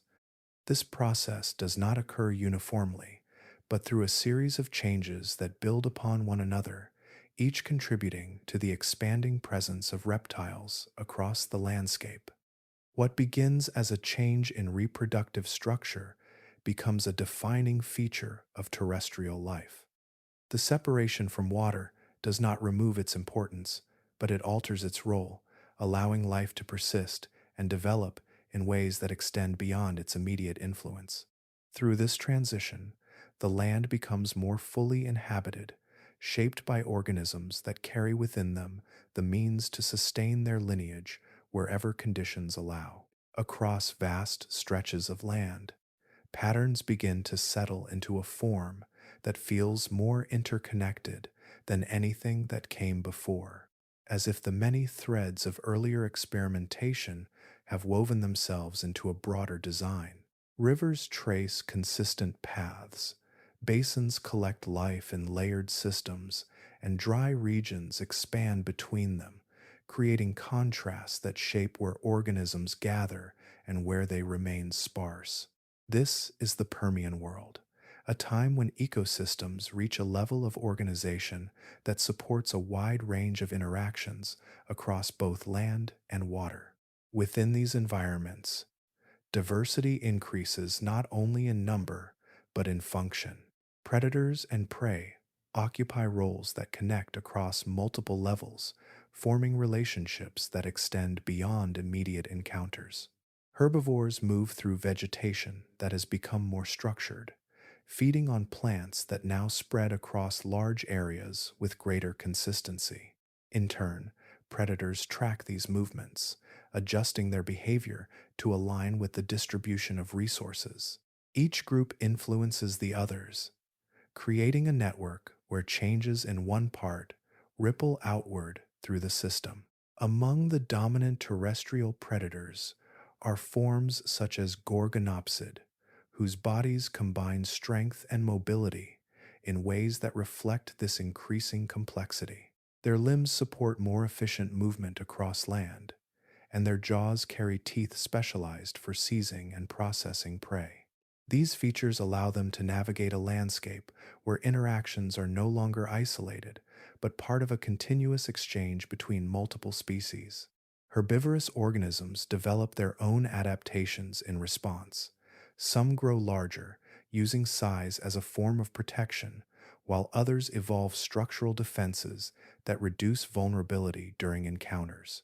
Movement patterns shift, with groups spreading across territories in ways that balance access to food with the need to avoid concentrated areas of predation. These adjustments contribute to a dynamic where stability is maintained, not through stillness, but through ongoing interaction. The environment itself supports this balance. Climate conditions, while variable, remain within ranges that allow ecosystems to persist over extended periods. Seasonal changes influence growth and movement, creating cycles that organisms adapt to over time. Water sources, though sometimes limited, provide focal points around which life organizes, linking different regions through shared dependence. Yet within this apparent stability lies a sensitivity to change. The connections that hold these ecosystems together also mean that disruptions can spread quickly. A shift in climate, a reduction in resources, or changes in atmospheric composition can alter the balance, affecting multiple levels at once. The same interdependence that allows for complexity also introduces fragility, as each part relies on the continued function of others. As this world continues to develop, it reaches a point where life has expanded into a wide range of forms and interactions, filling available spaces with increasing efficiency. The diversity present reflects a long period of gradual change, building upon earlier adaptations to create systems that operate with a degree of coherence not seen before. Within this framework, the Permian stands as a moment where life achieves a broad and intricate balance, shaped by the accumulation of many smaller transitions It is a world that holds together through the interaction of its parts, where stability is not fixed, but maintained through continuous adjustment, and where the patterns of life extend across the land in ways that suggest both resilience and quiet vulnerability. Across open stretches of Permian land, movement begins to carry a different kind of precision, as though bodies are no longer shaped only by strength or presence, but by the ability to act within narrow margins of time. Footsteps do not linger, and direction changes occur with intent rather than hesitation. Within this shifting pattern, a group of predators emerges whose defining feature is not simply size, but the structure of their bite and the speed with which it is applied. These predators are the Gorgonopsid, a lineage of therapsids whose skulls support elongated canine teeth that extend well beyond the rest of their dentition.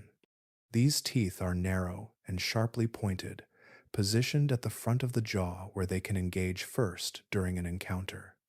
Unlike broader teeth designed for crushing or grinding, these canines concentrate force into a smaller area, allowing them to penetrate tissue with efficiency. Their presence alters the function of the entire jaw, shaping how prey is captured and subdued. The skull structure of Gorgonopsids reflects this specialization. Openings behind the eye sockets provide space for strong jaw muscles, anchoring a system capable of rapid closure. When the jaws come together, the motion is not prolonged or repeated. It is brief and directed, relying on timing rather than sustained force. This allows the predator to act within a short interval, reducing the need for extended struggle and limiting the opportunity for prey to escape. Their bodies support this method of hunting through increased mobility. Limbs are positioned in a way that brings them closer beneath the body, allowing for more efficient movement across land compared to earlier sprawling forms. This alignment reduces energy loss during motion, enabling quicker acceleration and more controlled changes in direction. The overall form becomes streamlined for pursuit over short distances, where speed and coordination determine the outcome of an encounter. Within their environment, Gorgonopsids occupy a dominant position among terrestrial predators. Their presence influences how other organisms move through the landscape, shaping patterns of activity and distribution.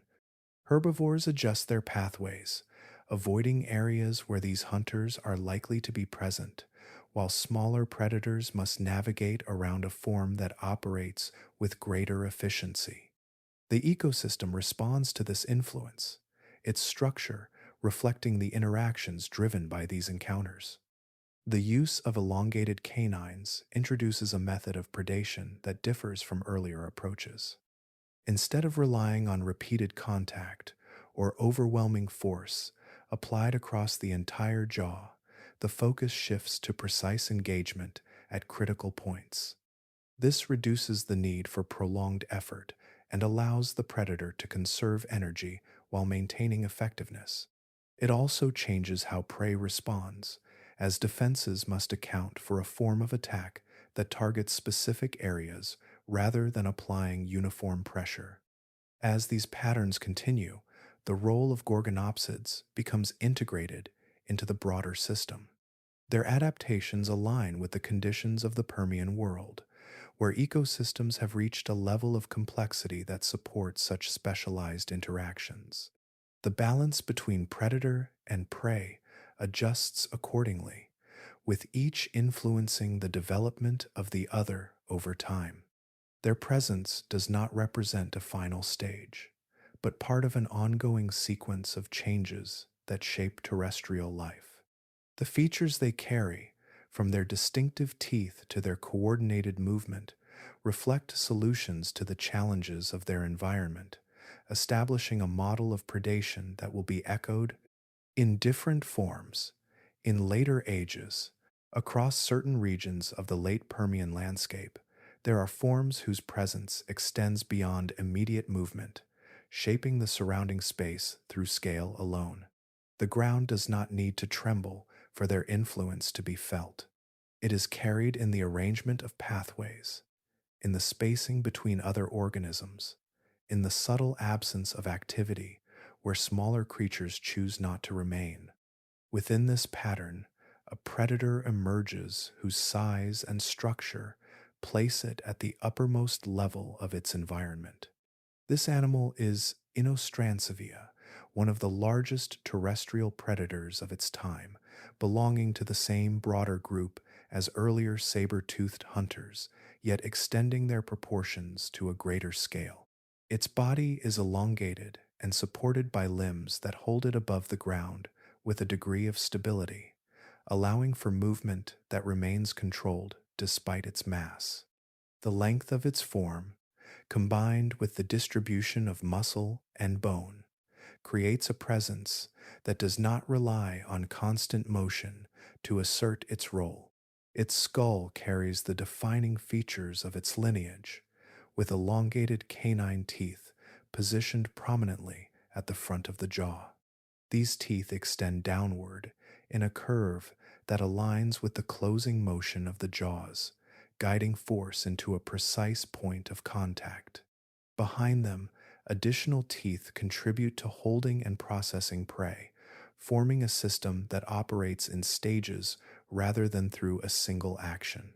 The jaw itself is supported by strong musculature, allowing it to close with considerable force, sufficient to secure large prey once contact is made. Despite its size, Inostrancevia does not depend on prolonged pursuit.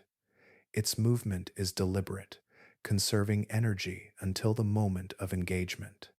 When it approaches, it does so within a range where distance no longer provides safety, reducing the need for extended chase.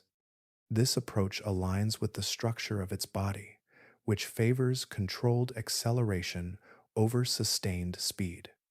The interaction unfolds within a brief interval where positioning and timing determine the outcome.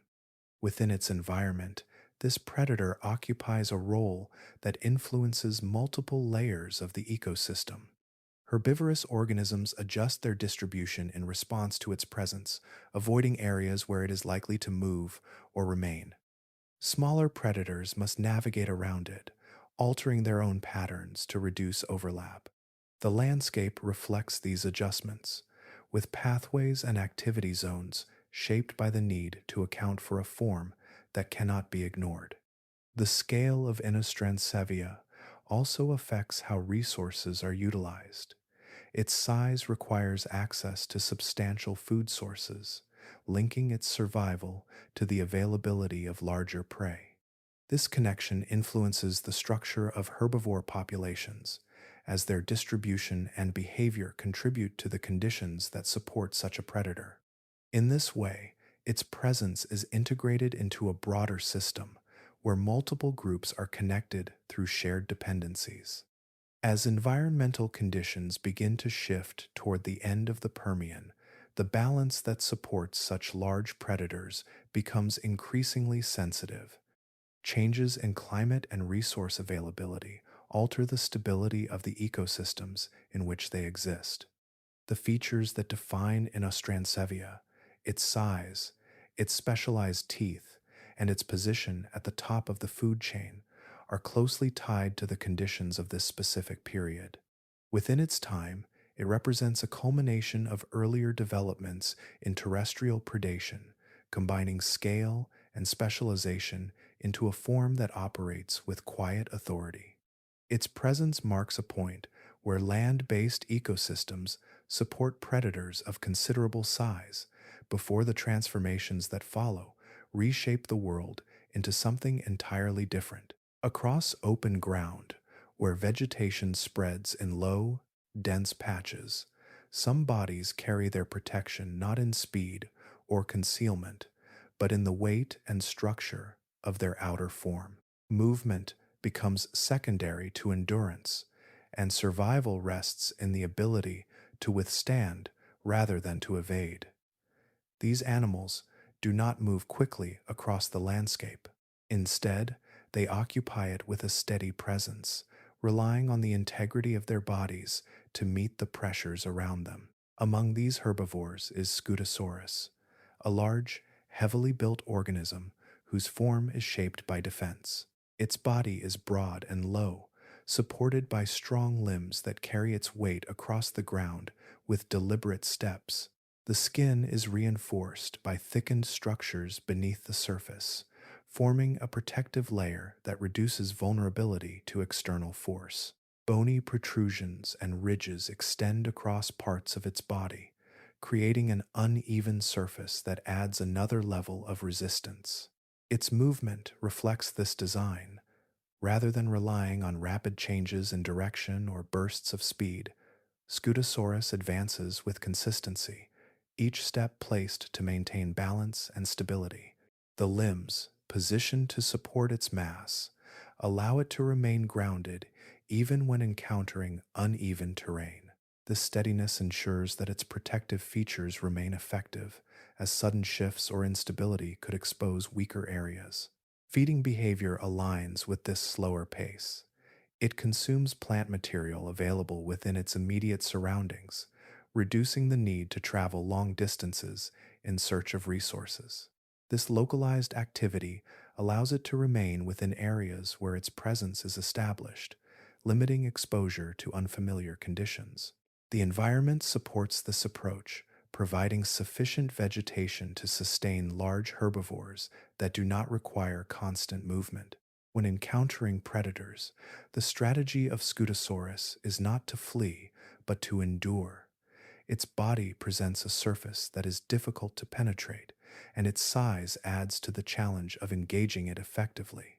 Predators must consider the effort required to overcome such defenses, weighing the potential gain against the energy and risk involved.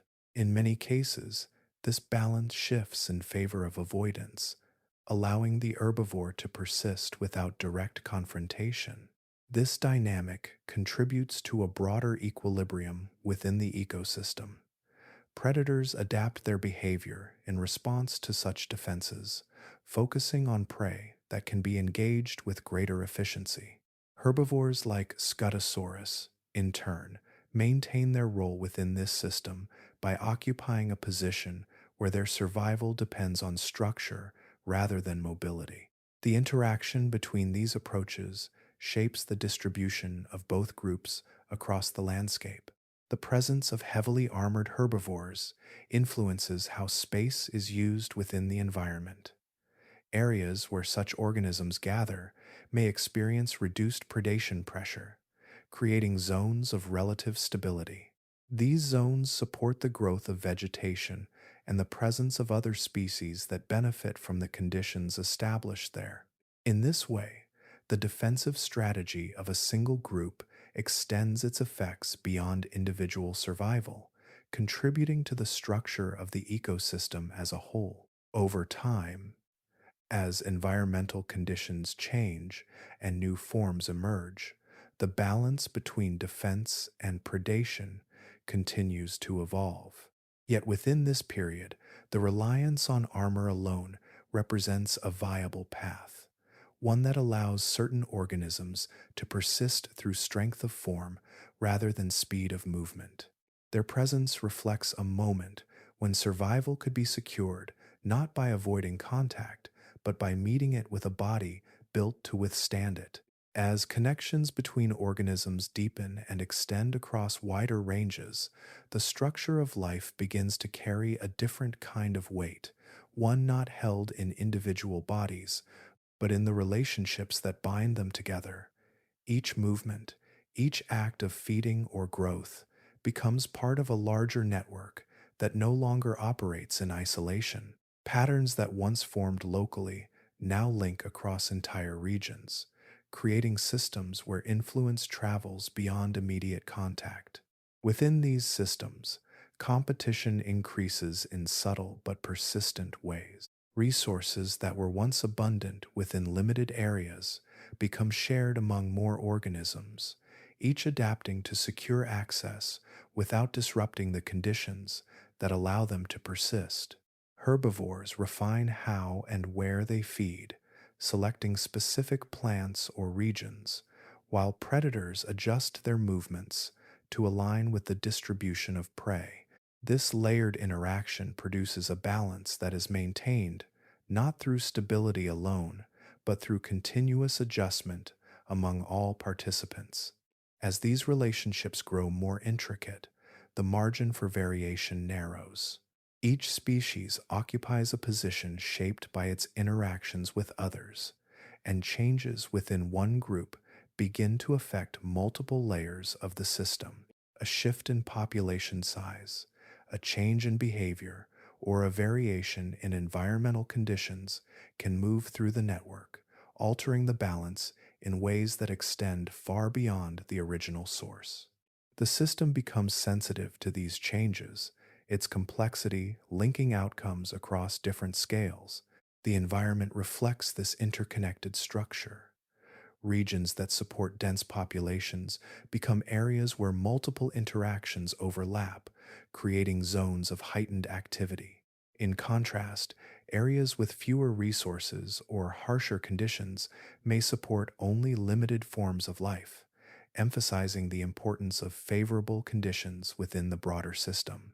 Movement between these regions carries consequences, as organisms bring their interactions into new contexts, influencing the balance within each area they enter.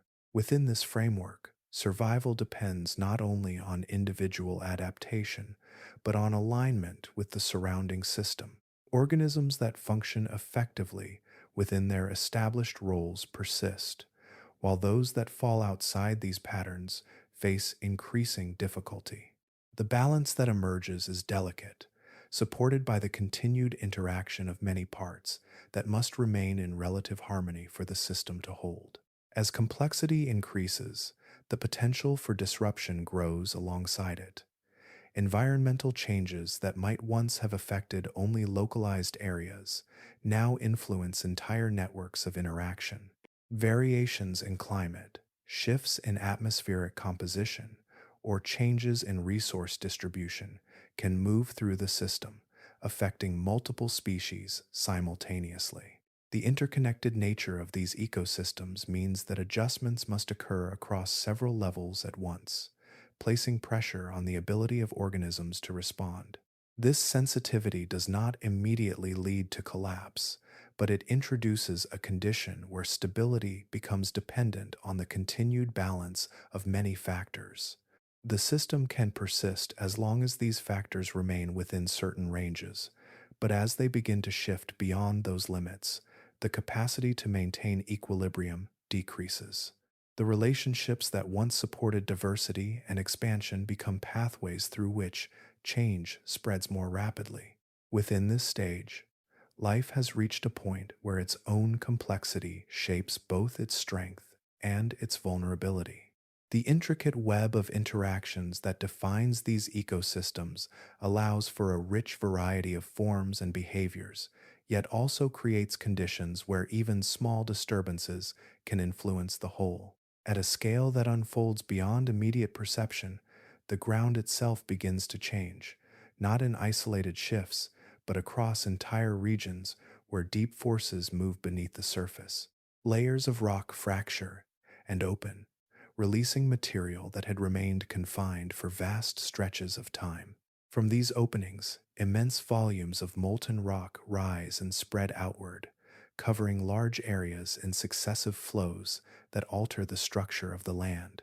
These eruptions, associated with formations now known as the Siberian traps, do not occur as singular events, but as prolonged phases of activity that extend across thousands of years. As this material reaches the surface, it brings with it gases that enter the atmosphere in increasing concentrations. Carbon dioxide accumulates, altering the balance of heat retained by the planet. Temperatures begin to rise, not abruptly, but through a sustained increase that affects both land and ocean systems. At the same time, other gases, including sulfur compounds, contribute to changes in atmospheric chemistry, influencing patterns of precipitation and the distribution of energy across the globe. The oceans respond to these changes in ways that reshape their internal structure. Warmer temperatures reduce the mixing of water layers, limiting the movement of oxygen from the surface to deeper regions. As a result, oxygen levels decline in many areas, creating conditions where organisms that rely on stable concentrations cannot persist. In some regions, anoxic zones expand, areas where oxygen becomes scarce or absent, altering the chemical environment and affecting the processes that support marine life. Within this shifting system, the effects on living organisms become increasingly pronounced. Species that had occupied stable positions within their ecosystems begin to face conditions that fall outside the ranges they can tolerate. Changes in temperature, oxygen availability, and chemical balance interact, creating a combination of stresses that accumulate over time. These stresses do not act independently, but reinforce one another, reducing the capacity of organisms to adapt quickly enough. On land, similar patterns emerge. Alterations in climate affect vegetation, influencing the availability of food and the structure of habitats. As plant communities shift or decline, the organisms that depend on them experience corresponding changes. Water sources may become less reliable, and temperature variations place additional pressure on systems already operating near their limits. The interconnected nature of these ecosystems means that disruptions in one area propagate through others, affecting multiple levels simultaneously. As these processes continue, the cumulative effect leads to a widespread reduction in biodiversity. A significant proportion of marine species, estimated to exceed 90%, disappears from the record, while many terrestrial organisms also decline sharply. The loss is not uniform, but extensive enough to reshape the composition of life across the planet. Entire groups that had persisted for long periods are reduced or eliminated, leaving gaps within the structure of ecosystems. This event, often referred to as the Great Dying, represents a moment where the balance that had developed over the Permian is disrupted at a global scale.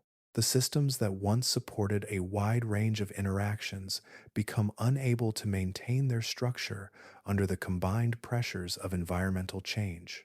The processes involved unfold over extended periods, yet their outcome reflects a transformation that reaches across both land and sea. In the aftermath, the planet holds fewer forms of life, and the networks that once connected them are diminished. What remains continues within altered conditions, carrying forward into a world that no longer reflects the complexity that existed before this interval of change. After the long interval of upheaval, the surface of the planet settles into a state that carries fewer signals of life, as though the patterns that once connected organisms across land and water have been thinned to isolated fragments. Movement persists, but it no longer forms the continuous exchanges that defined earlier systems. Instead, it appears in scattered instances, separated by wide stretches where little changes from one moment to the next. On land, vegetation becomes uneven in its distribution. Some areas hold limited growth, while others remain largely bare, shaped more by climate than by biological activity. Without dense plant communities, the structures that once supported herbivores are diminished. Those that remain must navigate environments where resources are not only reduced, but also unpredictable in their availability. This variability affects their ability to persist, as movement across the landscape requires energy that is not always replenished. In the absence of stable herbivore populations, predators encounter a different set of conditions. The pathways that once led them reliably toward prey become uncertain, and the intervals between successful encounters lengthen. Hunting, which had been shaped by established patterns of movement and distribution, now depends on chance as much as on strategy. The reduction in available prey forces adjustments in behavior, yet these adjustments cannot fully compensate for the loss of the underlying system that once supported them. The oceans reflect a similar pattern. Areas that had been rich with layered interactions now hold fewer organisms, and the connections between them are weakened.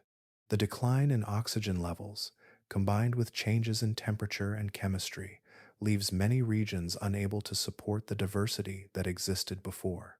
Surviving species occupy these spaces with reduced competition, yet also with limited support from the surrounding environment.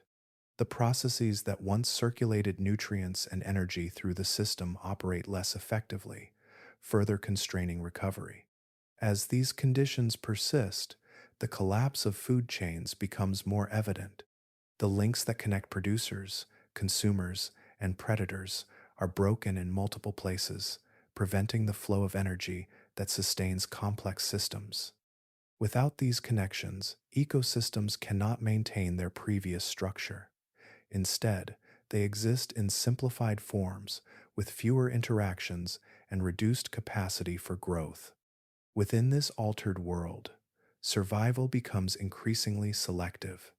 Organisms that persist tend to be those capable of tolerating a wide range of conditions, able to function despite fluctuations in temperature, oxygen, and resource availability. Flexibility replaces specialization as the primary means of enduring these changes. Those forms that depend on stable conditions or narrow ranges of resources are less likely to continue, their absence contributing to the overall reduction in diversity. The landscape, both on land and beneath the water, carries the imprint of this transition. Spaces that once held dense networks of life now appear open, their structure defined more by absence than by presence. Movement, when it occurs, stands out against this background, highlighting the reduced number of organisms that remain active within these environments. Over time, the systems that survive begin to establish new patterns, yet these patterns are built upon a foundation that has been significantly altered. The richness and complexity that once defined the planet have given way to a state where continuity is fragile, and the persistence of life depends on the ability to endure within conditions that have stripped away much of what previously sustained it. In the quiet that follows widespread loss, life does not disappear entirely. It contracts, drawing inward into forms that can persist within reduced and uncertain conditions. The patterns that once connected large systems have thinned, yet within the remaining fragments, certain organisms continue, not because they dominated before, but because they require less to endure. Their presence is not immediately prominent, but it is consistent, appearing across different regions where conditions still allow for survival. These survivors are often smaller in scale, their bodies requiring fewer resources to maintain basic functions. Energy demands remain low, allowing them to persist in environments where food is scarce or unevenly distributed. Their structures do not depend on highly specialized features that function only under stable conditions. Instead, they carry more generalized forms, capable of adjusting to a range of circumstances without relying on a single set of environmental factors.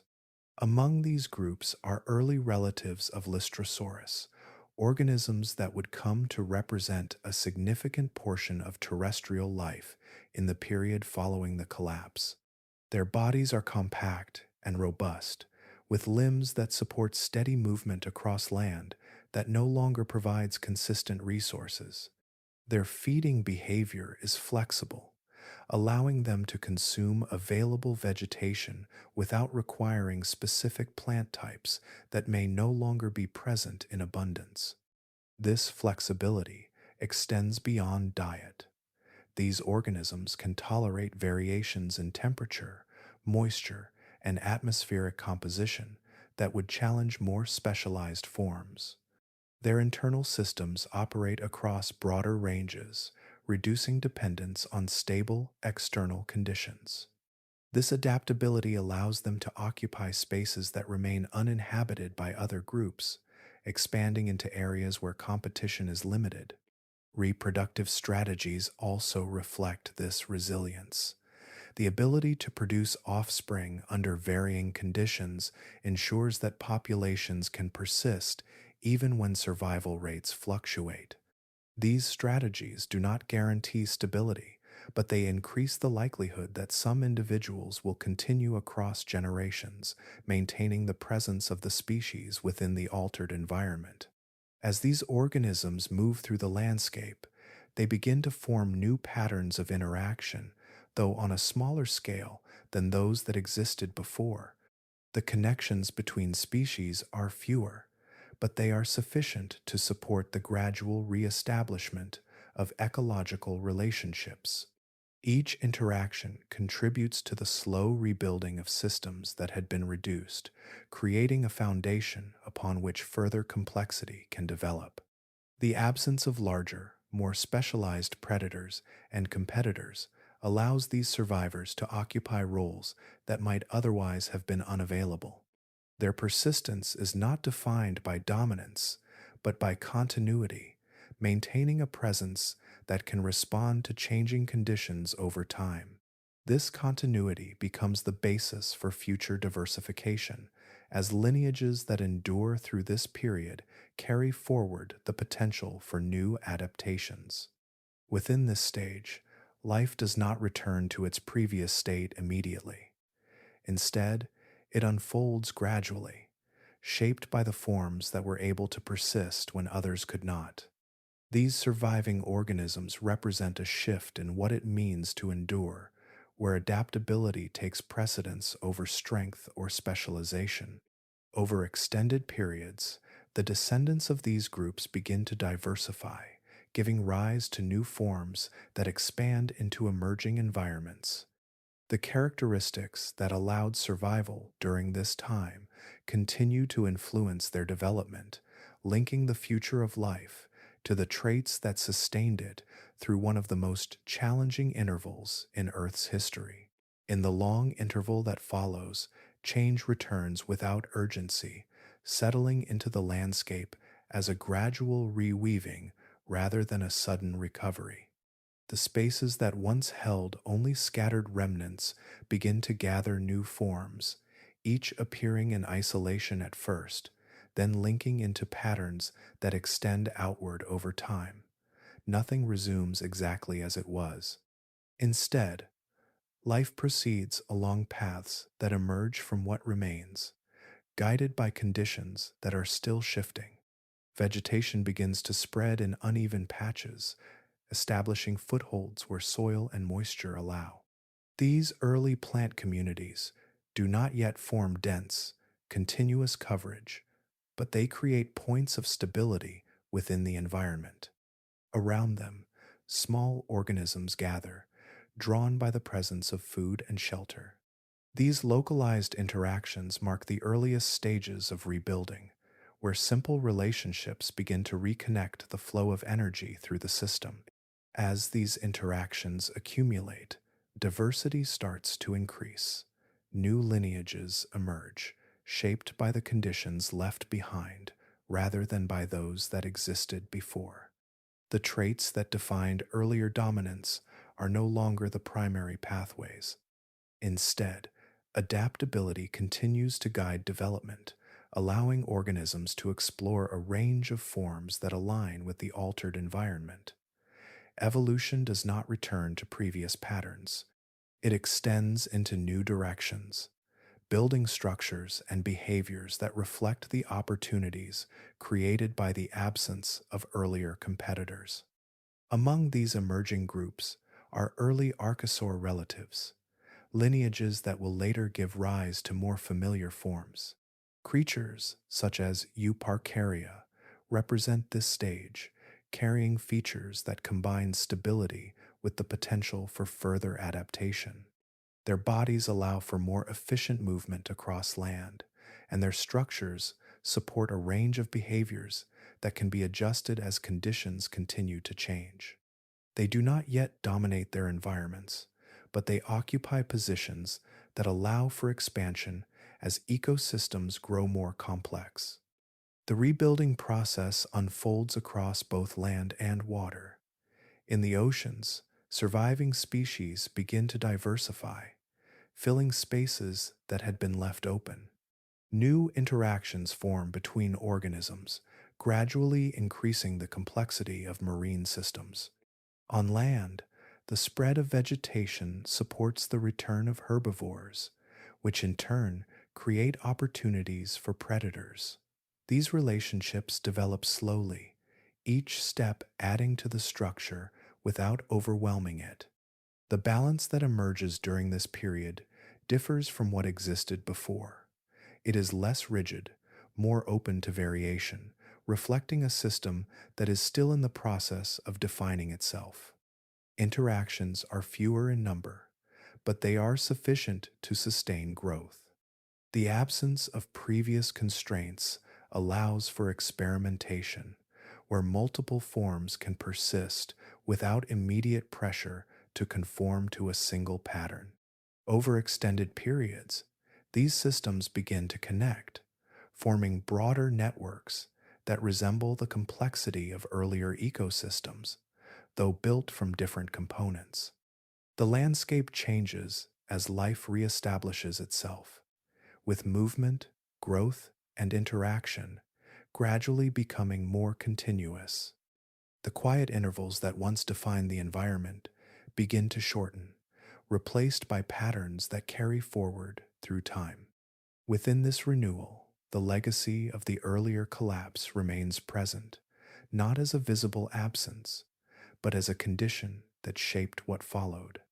The forms that emerge do so within the context of what was lost, carrying forward the traits that allowed survival and adapting them to new circumstances. Life does not return to its previous state, but it continues, unfolding into a world that reflects both continuity and change. Across the recovering landscapes, a different rhythm begins to settle, one that carries a sense of structure without returning to what once existed. The ground holds firmer patterns of vegetation, spreading in broader and more continuous stretches, while waterways regain consistency in their flow. What had once been fragmented begins to align, forming environments that sustain life not in isolated pockets, but across connected regions. Within these stabilizing conditions, movement becomes more predictable. Herbivores pass through defined routes, following the growth of plants that now persist across seasons.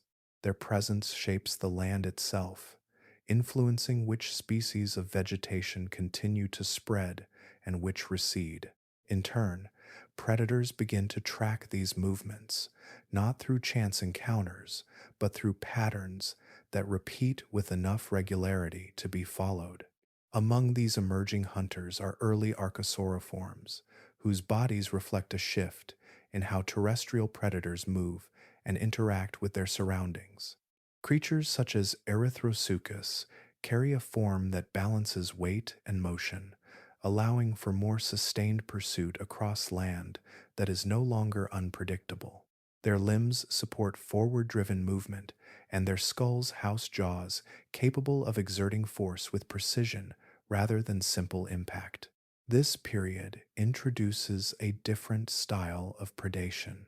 Instead of relying solely on sudden ambush within constrained spaces, these hunters begin to engage in more active tracking, using endurance and positioning to close distance over time.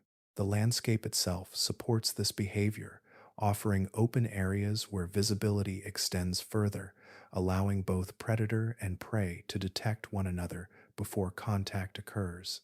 Prey species respond by developing their own adjustments. Some grow faster, refining their ability to escape across longer distances.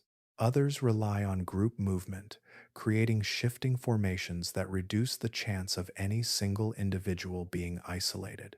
These interactions remain measured, not yet reaching the intensity of later ecosystems, but they establish a dynamic where both sides continuously adapt to one another.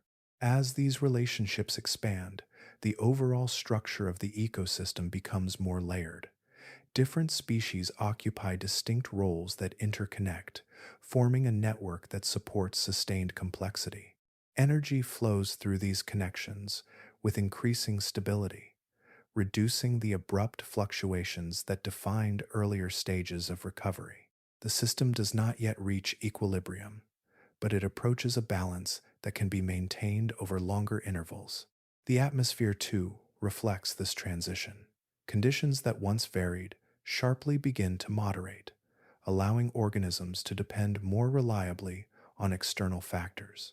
This consistency supports the development of traits that require longer periods to establish, including more specialized feeding strategies and refined methods of movement. Within this environment, the foundations for future dominance are quietly assembled. The traits that favor efficient locomotion, controlled strength, and adaptable behavior begin to concentrate within certain lineages. These characteristics do not yet define the world, but they persist and refine across generations, gradually shaping the direction of evolutionary change.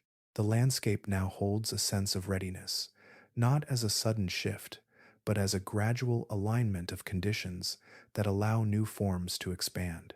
Life continues to build upon what has been restored, carrying forward structures that will support the next stage of development. Time holds their presence without preserving their forms, carrying forward the trace of what once moved across landscapes that no longer exist. The creatures that shaped these early worlds did so over spans far longer than those that followed, their influence extending through ages where the foundations of life were still being assembled. Their dominance was not a brief chapter, but a prolonged condition, one that defined the structure of ecosystems long before more familiar patterns emerged. They moved through oceans that no longer resemble those of today, across land that had yet to settle into recognizable shapes. Their interactions formed the earliest balances between predator and prey, between growth and consumption, establishing dynamics that would persist even as the participants changed. The systems they built did not vanish entirely. They were altered, layered over, and transformed, but the underlying processes continued, shaped by what had already taken place. As time progressed, these forms disappeared, not all at once, but gradually, replaced by lineages that adapted to new conditions. The features that once defined survival shifted, giving way to structures and behaviors that aligned with changing environments. Yet within these transitions, echoes remained. The arrangement of limbs, the mechanics of movement, the strategies of feeding and defense, all carried subtle connections to what came before, linking distant periods through shared patterns. What is left of these creatures now exists in fragments, impressions preserved within stone, where outlines and textures offer glimpses into bodies that once moved with purpose. Fossils hold these moments in stillness, capturing forms that no longer have living equivalents. Each fragment represents a continuation interrupted, a record of life that once fit within a world that has since been replaced. The landscapes that supported them have also changed, shaped by forces that continue to alter the surface of the planet. Continents have shifted, climates have transformed, and environments have been restructured many times over. The conditions that allowed these early organisms to exist are no longer present in the same way, leaving only indirect traces of how those worlds once functioned. Looking deeper into these layers reveals a pattern that extends beyond any single group or period. Life on Earth does not follow a fixed path, but moves through cycles of emergence, expansion, and transformation. Each stage builds upon what remains, carrying forward elements that persist while others fade. The unfamiliar, becomes the foundation for what later appears recognizable, and even that recognition is temporary. In this continuity, the past does not fully disappear. It remains embedded within the present, not as visible forms, but as underlying structures that continue to shape how life develops. The creatures that once ruled these early worlds are gone, yet their influence persists in ways that are not immediately apparent, woven into the broader narrative of the planet. As these layers extend further back, the sense of familiarity begins to diminish. Forms become less recognizable, patterns less aligned with what is known. The deeper the record is traced, the more distant the connections appear, revealing a history that unfolds beyond the boundaries of present experience.